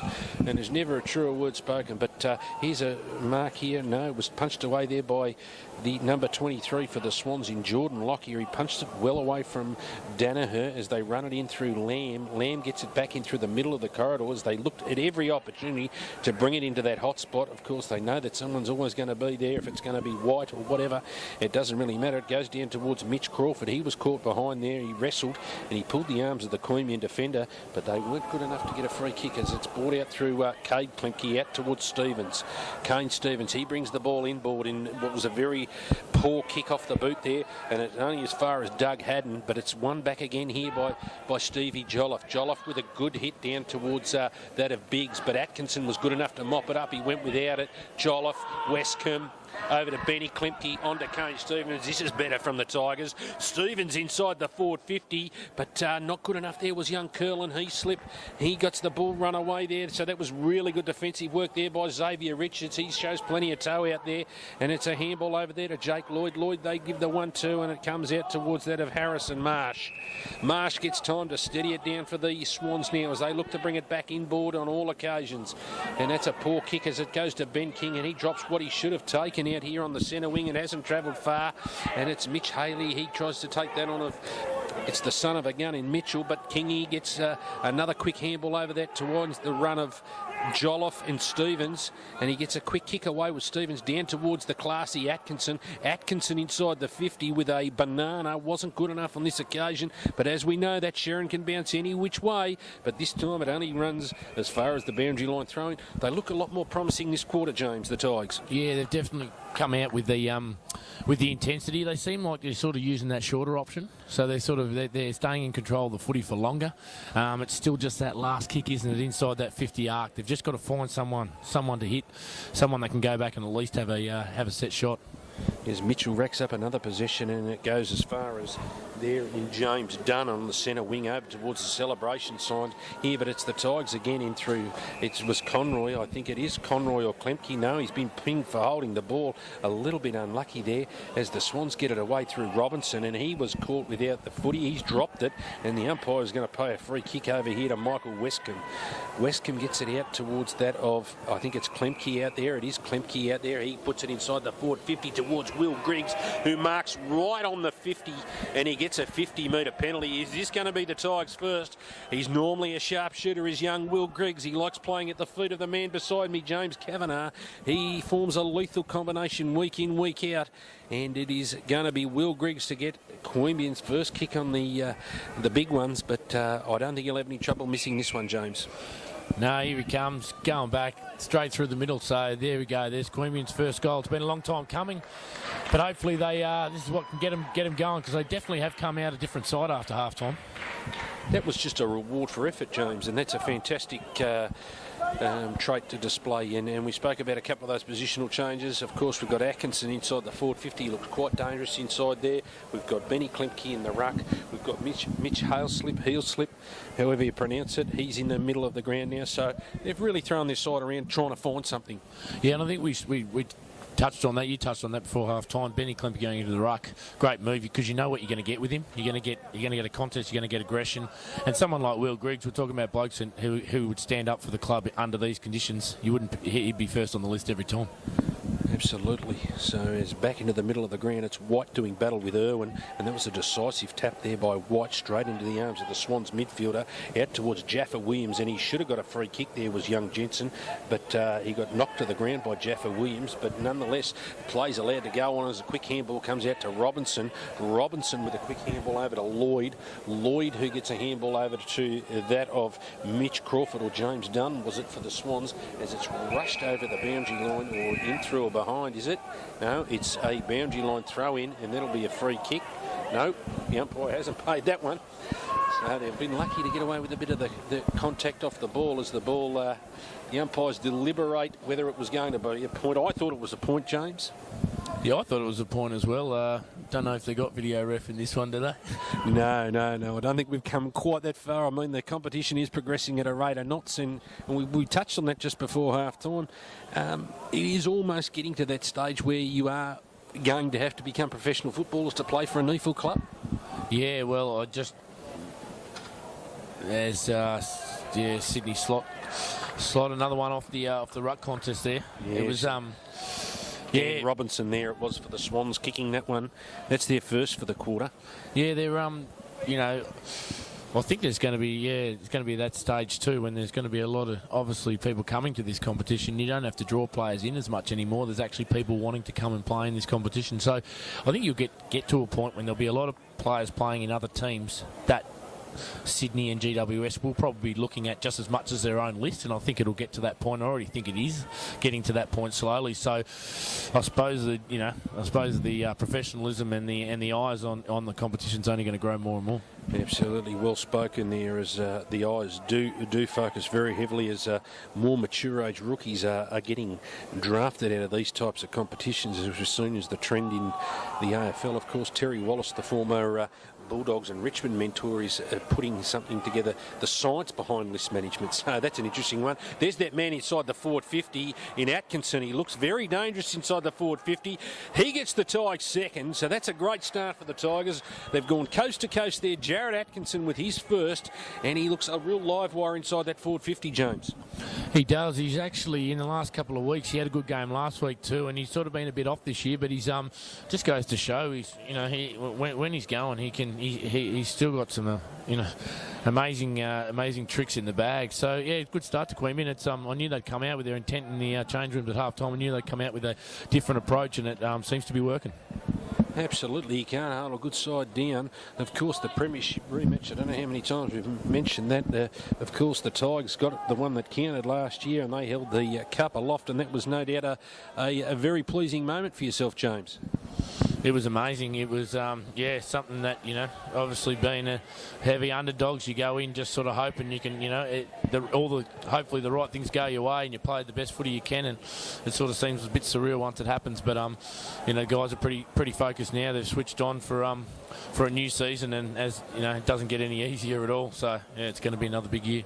Absolutely. Instead of being the hunter, you're now the hunted, and it's a strange feeling, because everyone wants a piece here. But back to the footy here, it's going to clean bowl them as Klemke. The endeavour and the Queanbeyan tackling is a whole lot fiercer out there at the middle of the SCG, as the Swans, they can feel the pressure. They're just making more and more errors as they continue to stick the one hand in there, and that wouldn't please the coaching staff at Jared Crouch and that of the Swans. I think you find as well, it's noticeable that Sydney is starting to make a couple more mistakes under pressure, and I think that's what you have to do to them, because if you don't do that, it can become a bit like a training drill at times. But as soon as you put that, you take a bit more, assertive authority, a bit more defensive element to your game, and you sort of stick a couple more tackles, or just even make that last-minute chase. I think they just start thinking again. I think we're noticing a few errors here. Absolutely, as Swan got bowled by it. He give it to Klemke, and he fell over out there. It's right on 6 o'clock here, 5:30, and it gets quite dewy out there at this time of the day in Sydney as all the lights blare down. It's Benny King on the centre of the wing broadcast side. He gets down to the unchecked Atkinson. He's found a heap of space, and he gets a handball over there to the top of Liddell. Liddell should have no troubles here in lining that one up. It's just missed to the left-hand side. Matt Liddell, he's been a solid contributor over the past couple of weeks for the Tigers. He misses what he should have probably get, but we go back to Atkinson. He's been tremendous there in the forward 50 and really showing his bag of tricks, James. He is, and that was probably the best passage of play for the game for the Tigers. They moved that from end to end, and it was slick, one touch sort of ball movement. So if they can continue doing that, then they're going to put a few more goals on the scoreboard this half. Absolutely. As we come back to the best player on the ground in White, he just chased that footy up and he gets a running shot at goal, and he puts it to the left-hand post, and it's a minor score there for the Sydney side. But he's a menace, isn't he, Jesse White? Just when he gets the footy, he's such an imposing figure. And the Swans, they take their lead further out.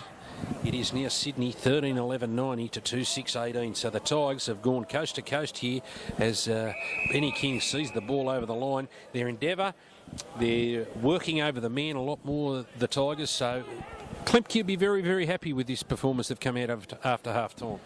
No doubt, it's and that's all that's what you want out of a side that sort of basically gets blown away in the first half. But I think there's one thing we're seeing here as well. They're starting to run and carry a bit more, so they're not just getting under pressure and just kicking it, and then the ball kicking into a 50-50 option, because Sydney love that. As soon as they go like a wave once they get that. Now they're starting to, if there's room in front of them, they're actually using that space. Absolutely, as we saw the error there, and that's what we spoke about, because there was pressure there or perceived pressure there from Kane Stevens, but they're good enough to get out of it as we get through to the run there of Lloyd. He's racking up the possessions out there, and that's a good grab inside the forward 50 there.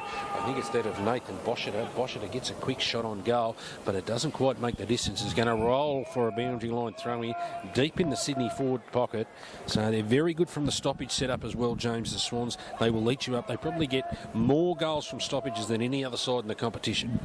Yep, they do, and we'll see here. They just position themselves so well, and even before the game, if you ever see them warm up, that's pretty much what they revolve around. Their whole warm up is basically set structures and positional changes.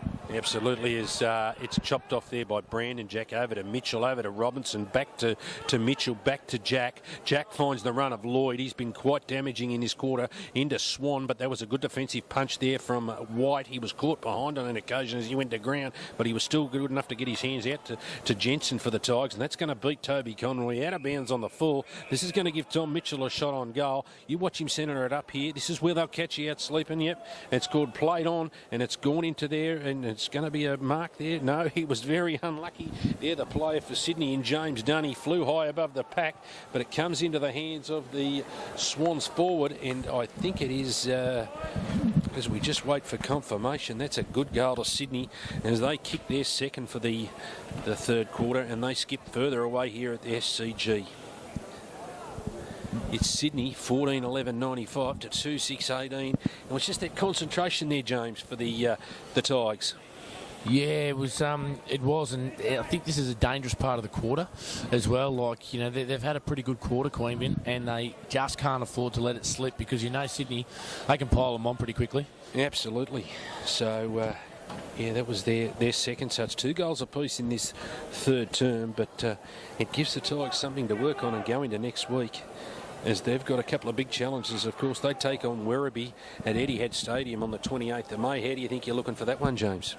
Well, yeah, obviously, I think we were giving ourselves a pretty red-hot chance early, and I think it's going to be a really good challenge for us. So it's just it's going to be an amazing occasion for the club. We were really good against NT Thunder.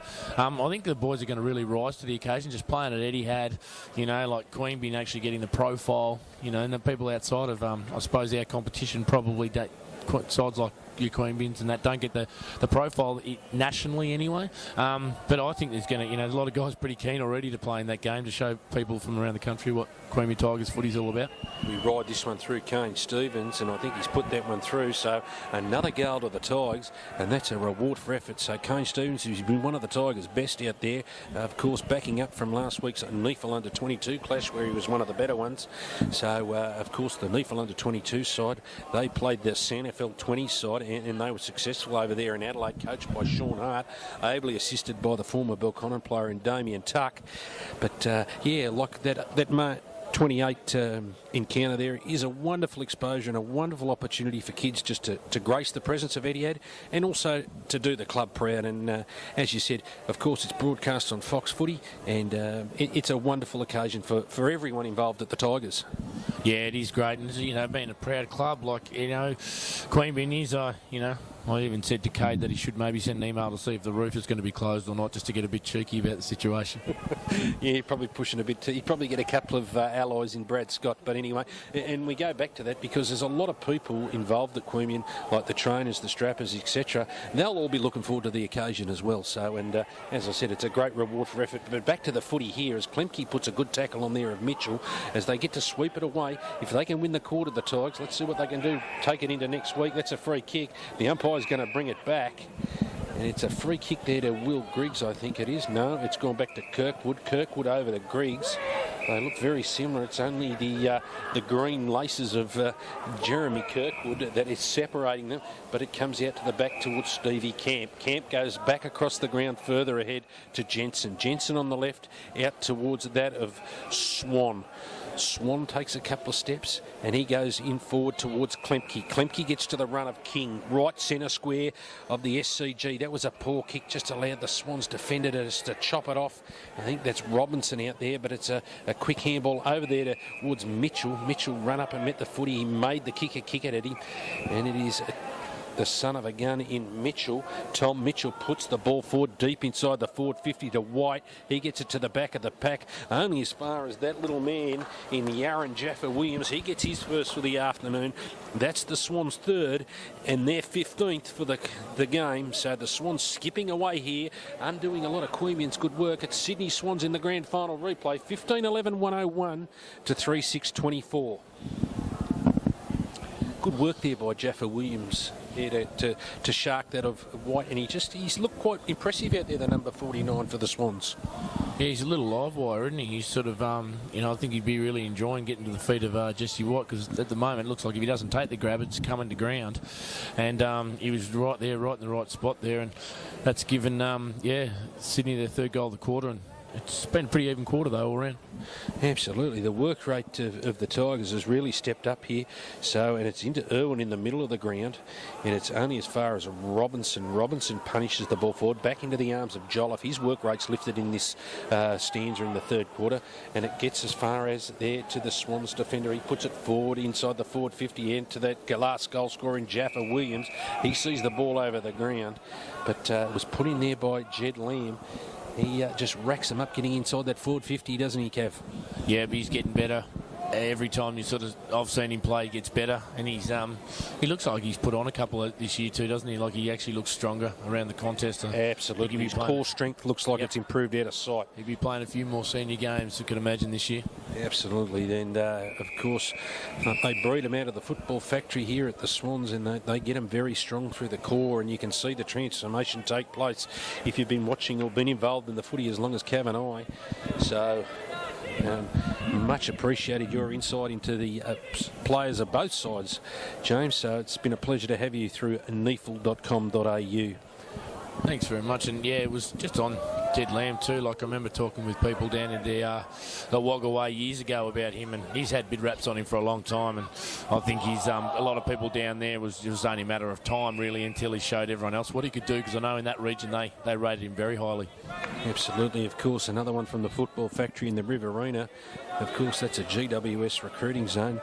They were unsuccessful today against the Hawks in the big game. The Hawks beating them by 90-odd points. And, of course, other round 9 clashes in the North Eastern Football League Conference. We had wins to Aspley against the Hawks up in Aspley at Brisbane. Of course, the Ainsley Tricolours lost to the Uni students out here at Uni number 1. And of course, there was a game between the Hills Eagles and Belconnen, and the Belconnen side got up there over the Eagles. But it's into the middle of the ground. It's over to Robinson. Robinson over to Jack. Jack onto that trusty left foot, like brother, and they put it down towards that man in white. So it's becoming a bit of a procession out here at the middle of the SCG. White gets an opportunity to shoot for his 6th and the Swans 16th, but untouched through the middle of the ground there, James, and it's a great lesson for all young footballers about just standing there with your hands on your hips. Yeah, exactly. Just a little bit too slow to react there, and I saw Swan there. He did all the right things. He stayed about 2 or 3 metres in front of White, and he thought basically Jesse was going to lead up at the footy, and instead they had decided to kick it long over his head and hit him sort of in the goal square. So, he's sort of damned if you do and you're damned if you don't sometimes, but that's when the ball's coming that easily through the middle of the ground.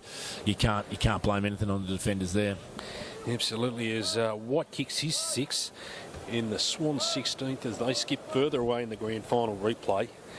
It's the Sydney Swans in a canter here at the SCG. Of course, the main game, the Dockers v the Swans, and we get to see some more talent from that football factory of the Swans. Into the middle of the ground, it'll be Irwin to go at it. I think it is Robinson in the middle of the ground there. So the big men go at it, and it is first hands to the footy by Irwin and is brought into the middle of the ground. You got to feel for a bloke like Andrew Swan on a day like today. He's playing on the power forward in Jesse White. As you said, he did all the right things, but you can't do much in that situation where you're just outclassed and the ball's coming in at 1,000,000 miles an hour. No, exactly right. I think they've made that move now. They've put Kirkwood back on White. I don't think that's sort of any downside for Andrew Swan, because I think he did everything he could there. It's just when you have that many opportunities and free ball movement through the middle, it's a tough job all day. And Griggs was pinged for holding the ball, not making an effort there. It's out towards that man in Lamb. Lamb's in the middle of the ground. Which way is he going to go with it? He goes and he assesses his option. He just finds the freewheeling Swan, and it's a handball over the top there to Robinson. Robinson with a handball inside the forward 50 as the Swans continue to pepper the inside 50s, and it goes down towards that man White we spoke about, and he rises above the coach Klemke and takes another great grab. He gets an opportunity to shoot for his 7th and what could be the Swans' 17th. So he's kicked well over a third of their goals. So an impressive display out there by that big man, Jesse White. Yeah, big strong hands there, and just his body size was just, he's much bigger than Jeremy Kirkwood down there. Maybe they've got to try, and as you said, Benny Klemke down there. At least he's going to match him in size. Sort of form he's in, though. Looks like he'll be taking grabs on anyone today. Absolutely. It's quite a difficult prospect if you're lining up on as he kicks his 7th and the Swans 5th for the quarter as they skip further ahead in the grand final replay from 2012, making up some of the way for that epic game we saw at Star Trek Oval in Canberra last year. The Queanbeyan Tigers knocked all the doubters and come away with the Premiership Cup. Of course, James, you were one of the stars that day. A massive feeling for the Tigers, and no doubt celebrated Julie. Yeah, that was a big week. It was something we've been waiting for a long, long time. And yeah, I know we had the game the next week, but I still, we sort of said to Cade, sorry, mate, we've been waiting for this one for a long, long time. I know I'd been waiting in Canberra for 12 years, so I wasn't going to let that one slip. But yeah, see a good mark there by Matty Little coming up at half forward. It'd be good if they could get a goal late here, Queanbeyan, because it's been quite a good quarter. They just let Sydney slip a couple late, and it sort of hasn't really reflected the way the quarter's gone. It's in the hands of Slater. He beat 2. He took on the would-be defenders. You just got to take the game on. As you said previously, James, is down to the feet of Big Curl, and he gets pushed into the back. Unlucky not to get a free kick as the siren sounds for third quarter. Quite a long quarter. 31 minutes roughly. It's the Swans here. 17-11, 1-13 to Queanbeyan 3-6-24. Welcome back to the SCG. NEAFL round 9, the Premiership rematch, 1v2, back to the middle of the ground. The umpire didn't call that one back. It only went as far as White. It is the Sydney Swans, 17-11, 1-13, 3-6-24. What were the words of wisdom at three-quarter time, James? Oh, this is pretty dejected guys down there, like everyone hates losing, and I suppose when you're on the big stage a little bit here, the message was from Kay just the pride in the jumper, the pride in what you believe in as yourself and as a team, and at least you can walk away with that. Absolutely. It's Jolliffe over to Conroy. He's been much better in the second half, Stevie Jolliffe, and it goes as far as Cade Klemke. No, it's not Cade Klemke out there. It was that of Haley, I think, out there in the middle of the ground. He puts the ball down towards the Swans defender as he beats 3 would-be Queanbeyan tacklers, and they get brushed over the boundary. No, it doesn't beat them over the boundary line, but it's going to be a boundary line throw in this time as they get forced over towards the QBE sign right under the scoreboard here at the SCG in what's a balmy night, but it is a little bit dewy underfoot out there, James. Yeah, it is. It does seem a little bit slippery at times, I think you'll find at this time of night the ball probably will be on the ground a little bit more, so it'll be a bit harder in the legs to run the game out too. Absolutely. As the Tigers win that contest, only as far as Kane Stevens, he gets an opportunity to slot it inside there, and he finds Mitch Danaher out there, who's probably on his distance. He'll have to look inboard and here look for one of the big Queanbeyan forwards to take a grab. Not working real hard inside the forward 50 there, but it goes towards that of Atkinson, only as far as Mitchell, but it was spoiled there by Atkinson, down towards Benny King. He gets it as far as Will Griggs, and he was ridden into the ground, but it's back into the arms of Kane Stevens. As Benny King tries to butter up, it's out towards that of Heaslip, is it? Heaslip out there, and the umpire's found a free kick there. I don't know which way he's going to pay it. He's found a free kick to Will Griggs. This is his bread and butter, directly in front, 40 metres out, James. Run me through it. It'll be a chance here. It'll be a real chance. It'll be only the distance, probably. Griggs is renowned for his goal kicking. Showing that they've started pretty well, Queanbeyan, from a pretty positive third quarter. Cade was a lot happier with the effort, especially. Absolutely, as Will Griggs, he hasn't let his teammate and James Kavanagh down with a beautiful shot directly in front, 43 metres out. Yeah, far from it. When half goal post up, but yeah, so he obviously hit it pretty nicely. But yeah, good start to the Tigers. As you said, Coach Klemke, the instructions of just going out there and winning the quarter. When it's all said and done, if you lose by 60 or 70, it wouldn't be a bad effort, James, in spite of what the scoreboard does say.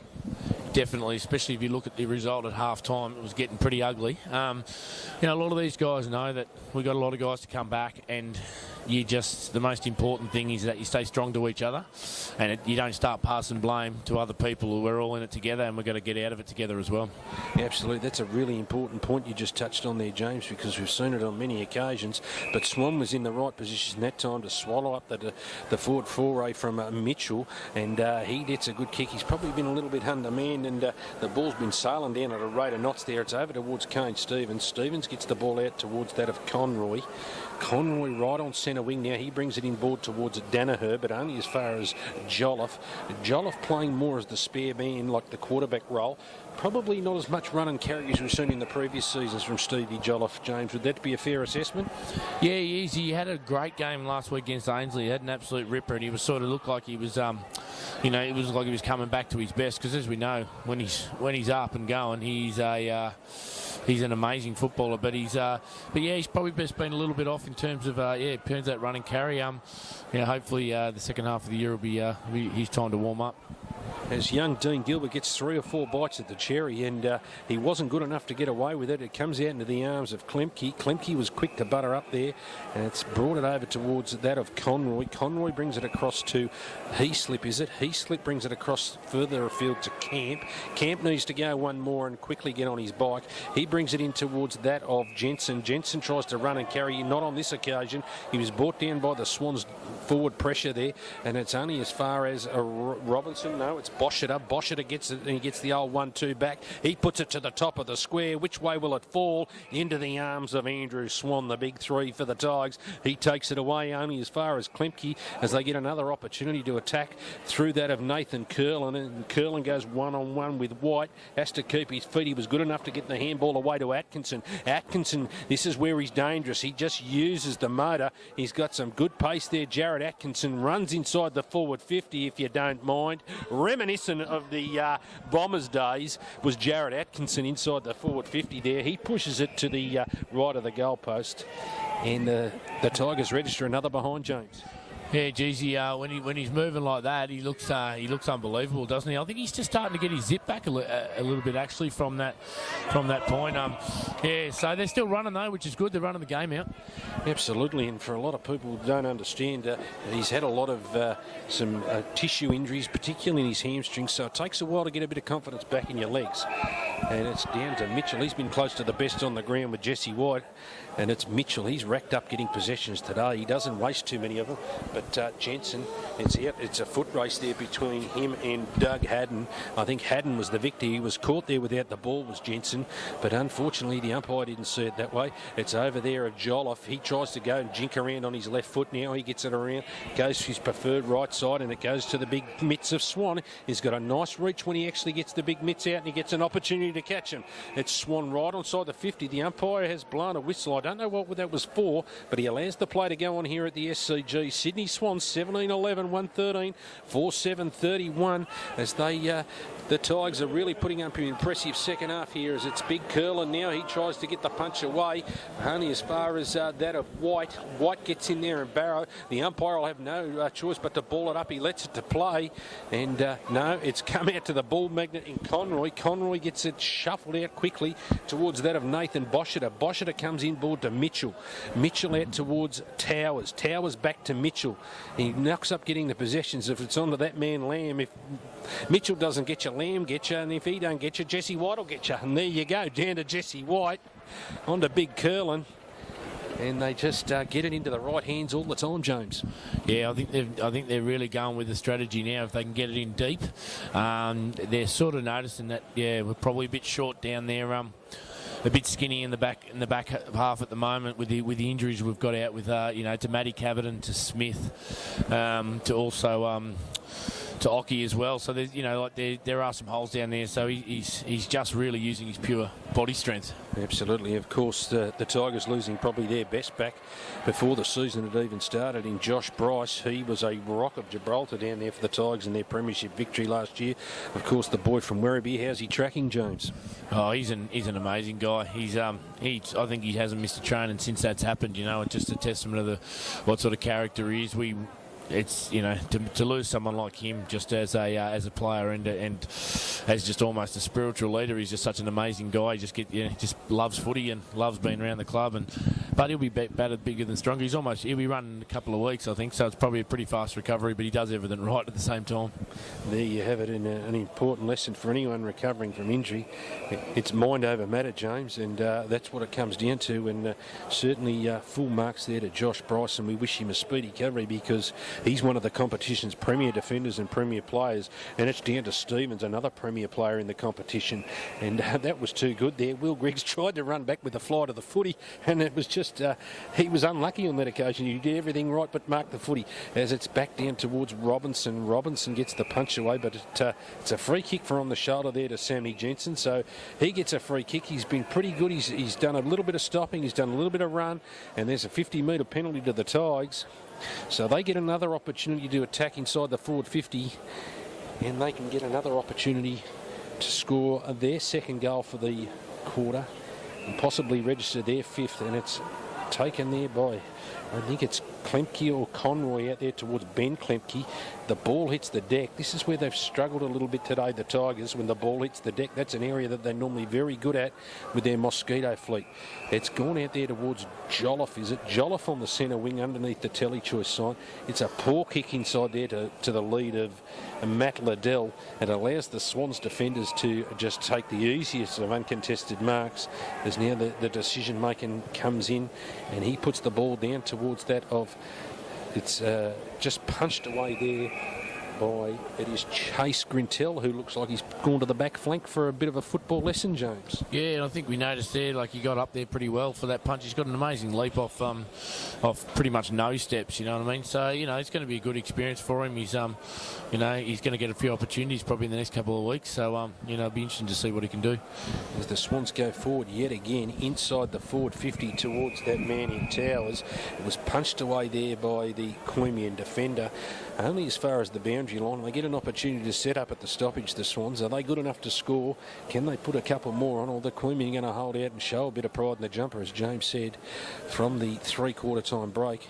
It's been wonderful having you with us and getting the insights from inside the Tiger huddle at each of the breaks, but it's into the hands of Kane Stevens. He comes down through the middle of the ground, down towards that of Little. He's done well to double back to his opponent. Down to Benny Klemke. That was a great pick up there by Ben Klemke. Down at his ankles, back to Liddell. Liddell wasn't good enough to hook it around to the top of the square where Paul Franchi was camped, and it's a resultant free kick to the Swans for out of bounds on the full, but a promising build up there. Yeah, that looked really good, actually. I think if that ball could have come back to the centre, I think he's just a bit off balance, Matty, but if that had come back in, that would have been that was some really good handball patterns there, and it looks like the boys are still running hard, which is good to see. Absolutely, running the game out. It was Lockyer over to Lloyd. and it's into the hands of Stephen Ray today, and it's into the hands there of Lockyer again, into the hands of Mitchell. Mitchell gets to assess his options right at the back of the centre square at the SCG. A little toe poke, wasn't quite good enough, but it was good enough to get away. He went to as far as Harrison Marsh, but butted up the kick. He gets an opportunity.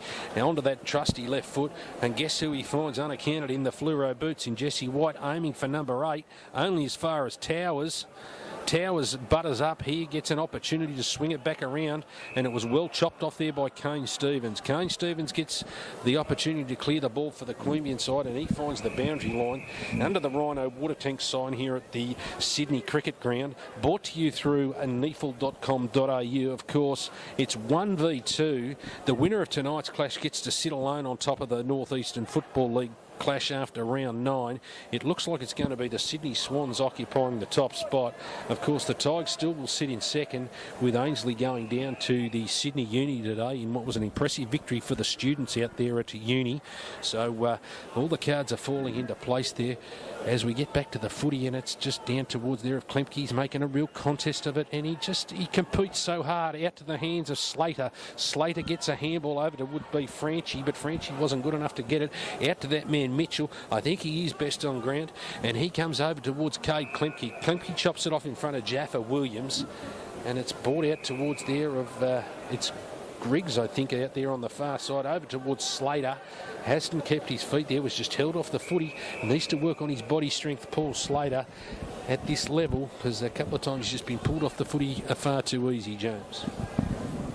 Yeah, I think, like you get you can get shown up in these games a little bit when you're, obviously there. I know core strength is a massive part of the fitness regime at AFL clubs now, and it really shows. And it's just that presence over the football and not getting knocked off it. And I don't think he's alone today. There's a few young kids out there, so that's the first thing they probably learn.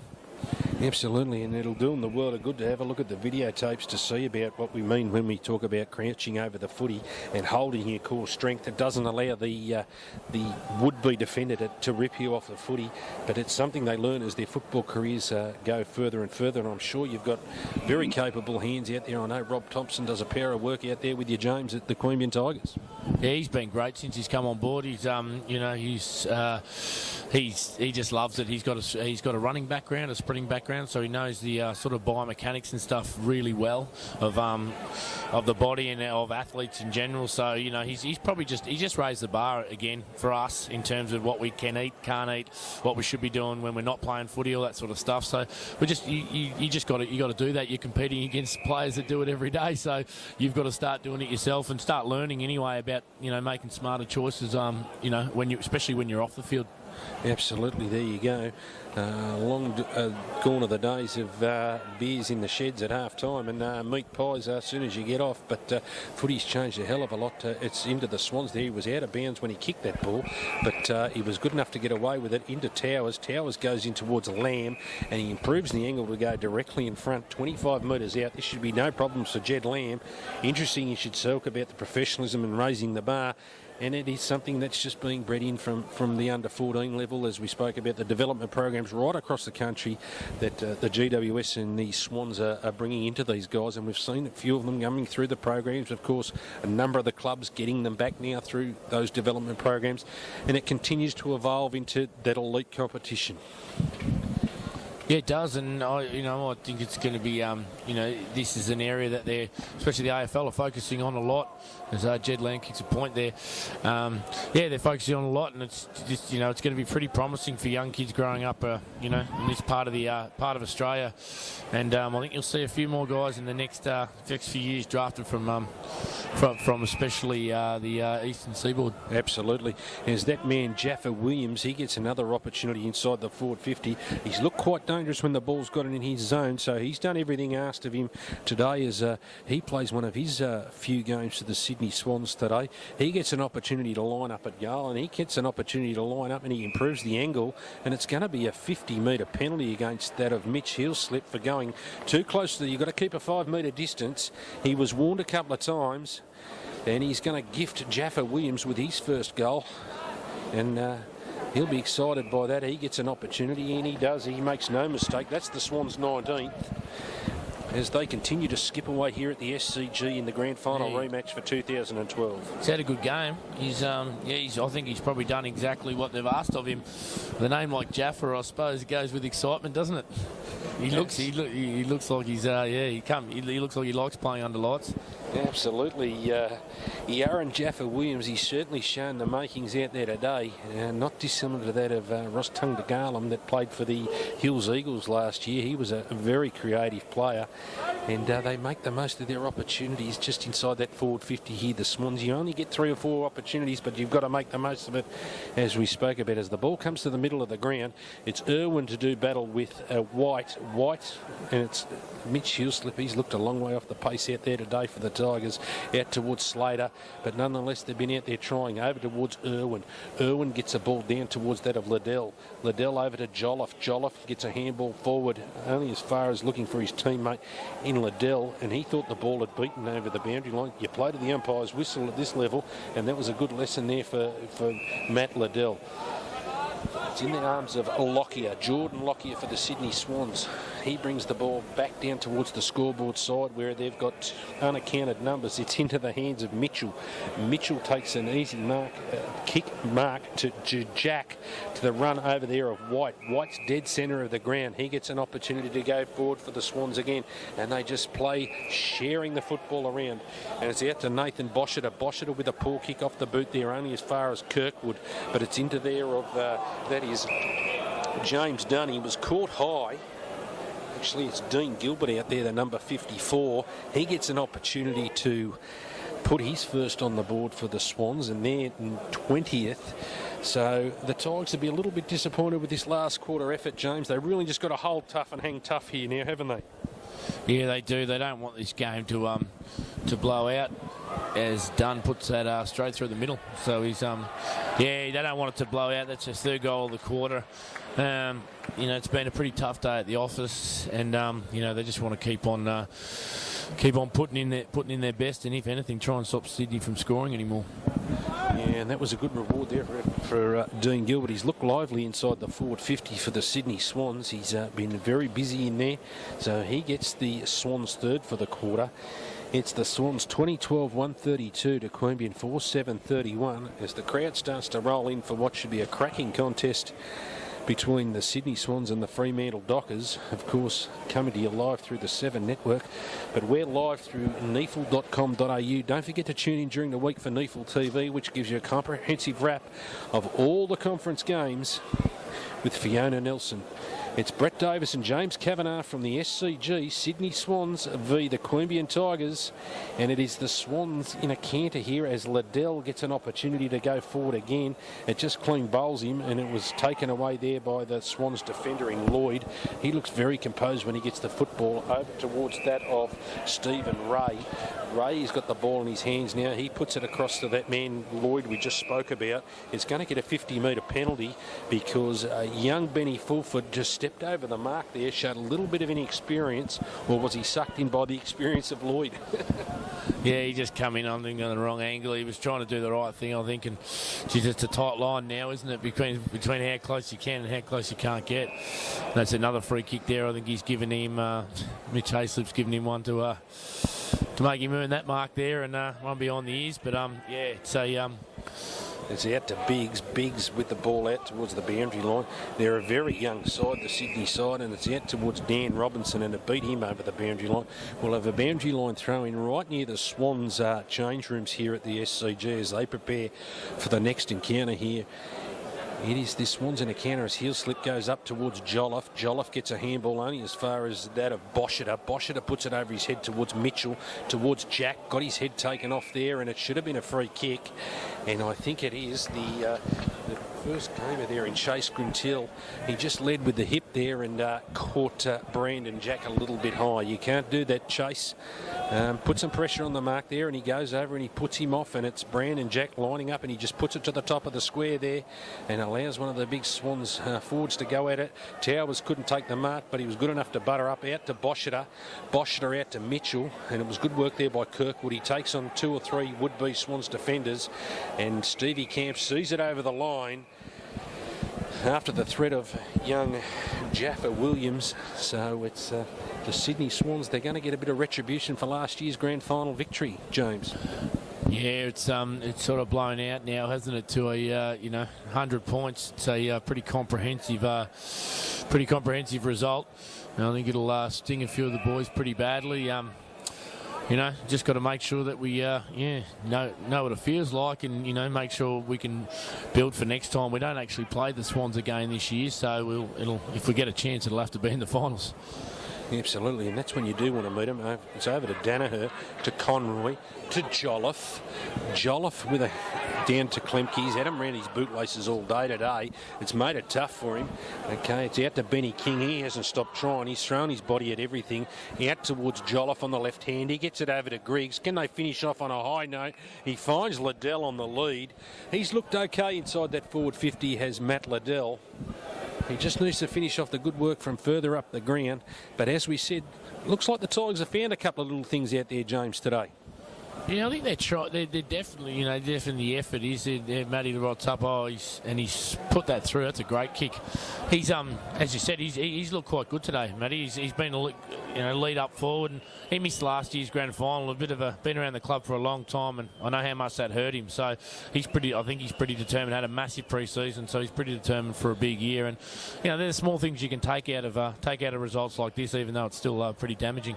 Absolutely, and there you have it. So that's determination and willpower, and he has looked quite good as that lead up forward. So the Tigers may have found something there today with Matt Liddell working inside the forward 50. Also, Jared Atkinson looked good when he was there in the forward 50, but they haven't had many winners on the park. They've had a lot of tries. Toby Conroy's been good for the Tigers, as has the coach in Klemke.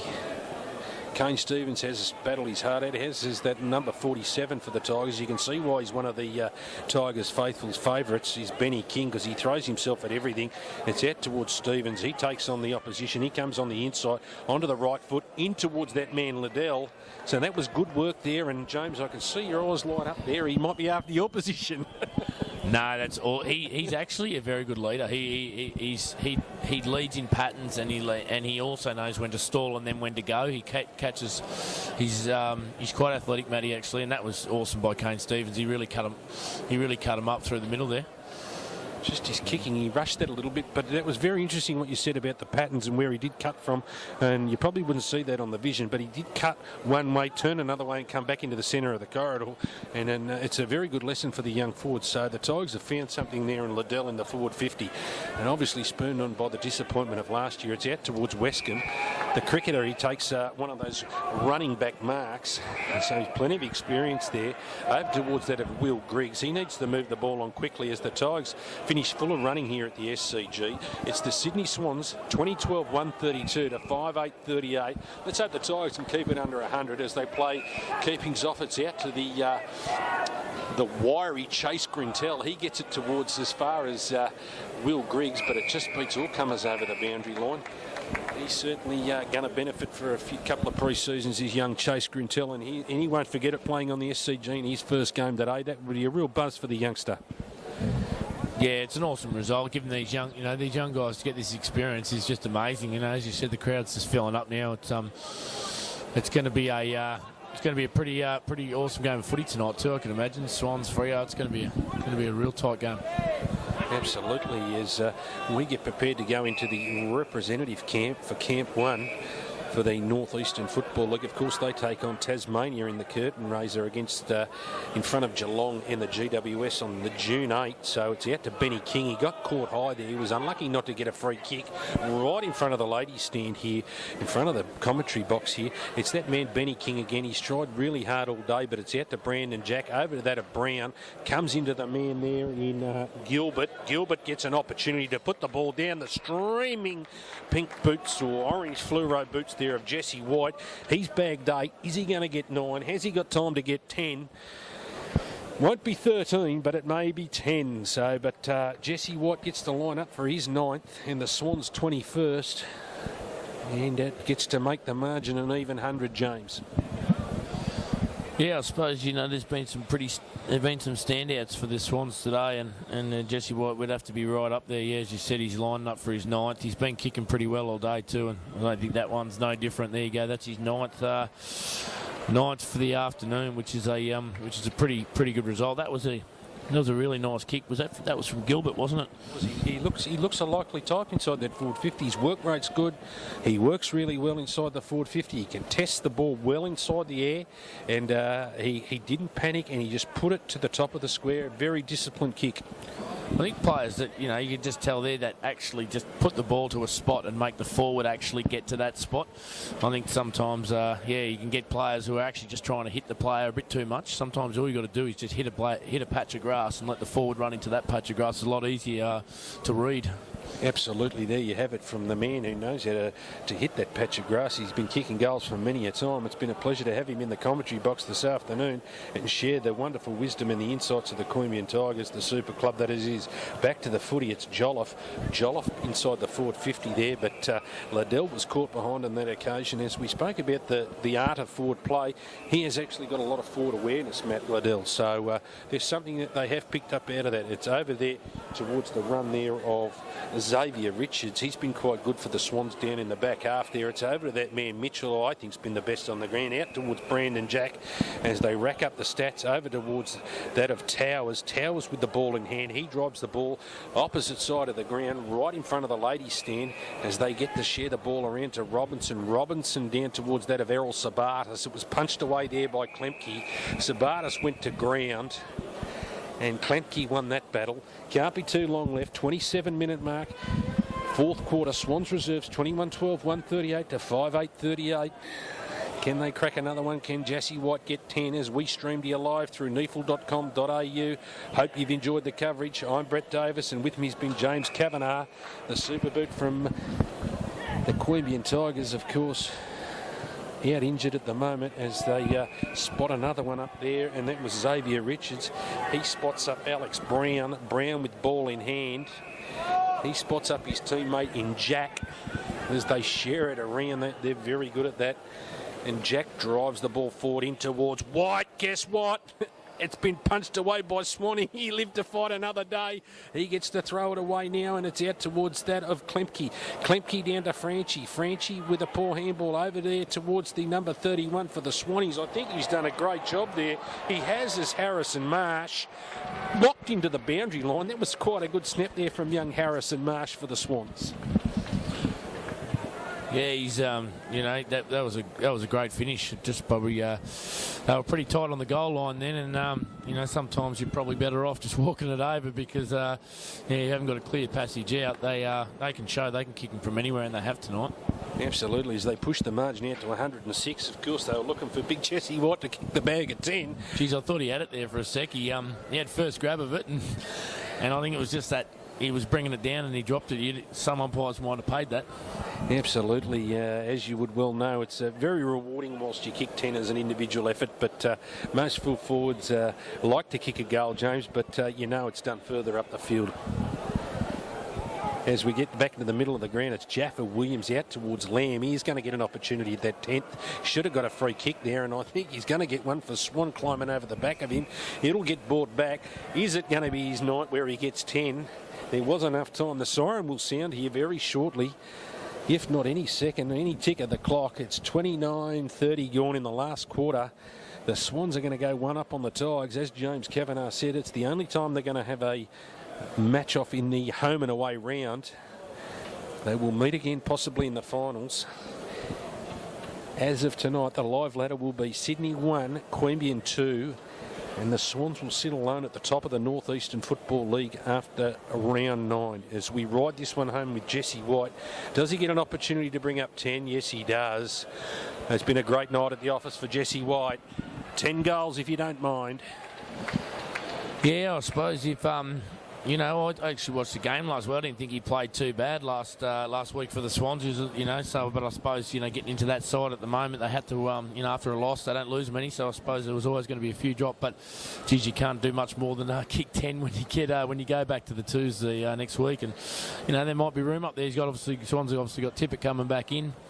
Reed's probably battled a little bit this year, so he might be in a bit of competition for that spot there. Absolutely. The beauty of his 10 tonight, James, is that he hasn't kicked them all from full forward. He's probably kicked 4 or 5 out of the middle of the ground. He's been damaging as a running ruckman. I don't think he's probably kicked too many easy ones. They've all been pretty well earned, haven't they? So, yeah, he's definitely going to be knocking on the door. If John Longmire's watching, I reckon he'll be sort of thinking, gee, that's exactly what I wanted him to do. We absolutely can't do any more as the 150 comes up for the Swannies. They're used to seeing those scores from Australian cricketers, namely Michael Clarke, the captain, but it's been that man who's been damn good tonight, and that's Tom Mitchell. As the siren sounds, he gets an opportunity to increase Sydney's lead. 31 minutes in the last quarter. Tom Mitchell right on the 50. I think he's good enough to get it. Will he inflict some further pain on the luckless Queanbeyan Tigers? Don't let the scoreboard detract from the Tigers' effort. They've been okay tonight. They're battling severely with some injuries.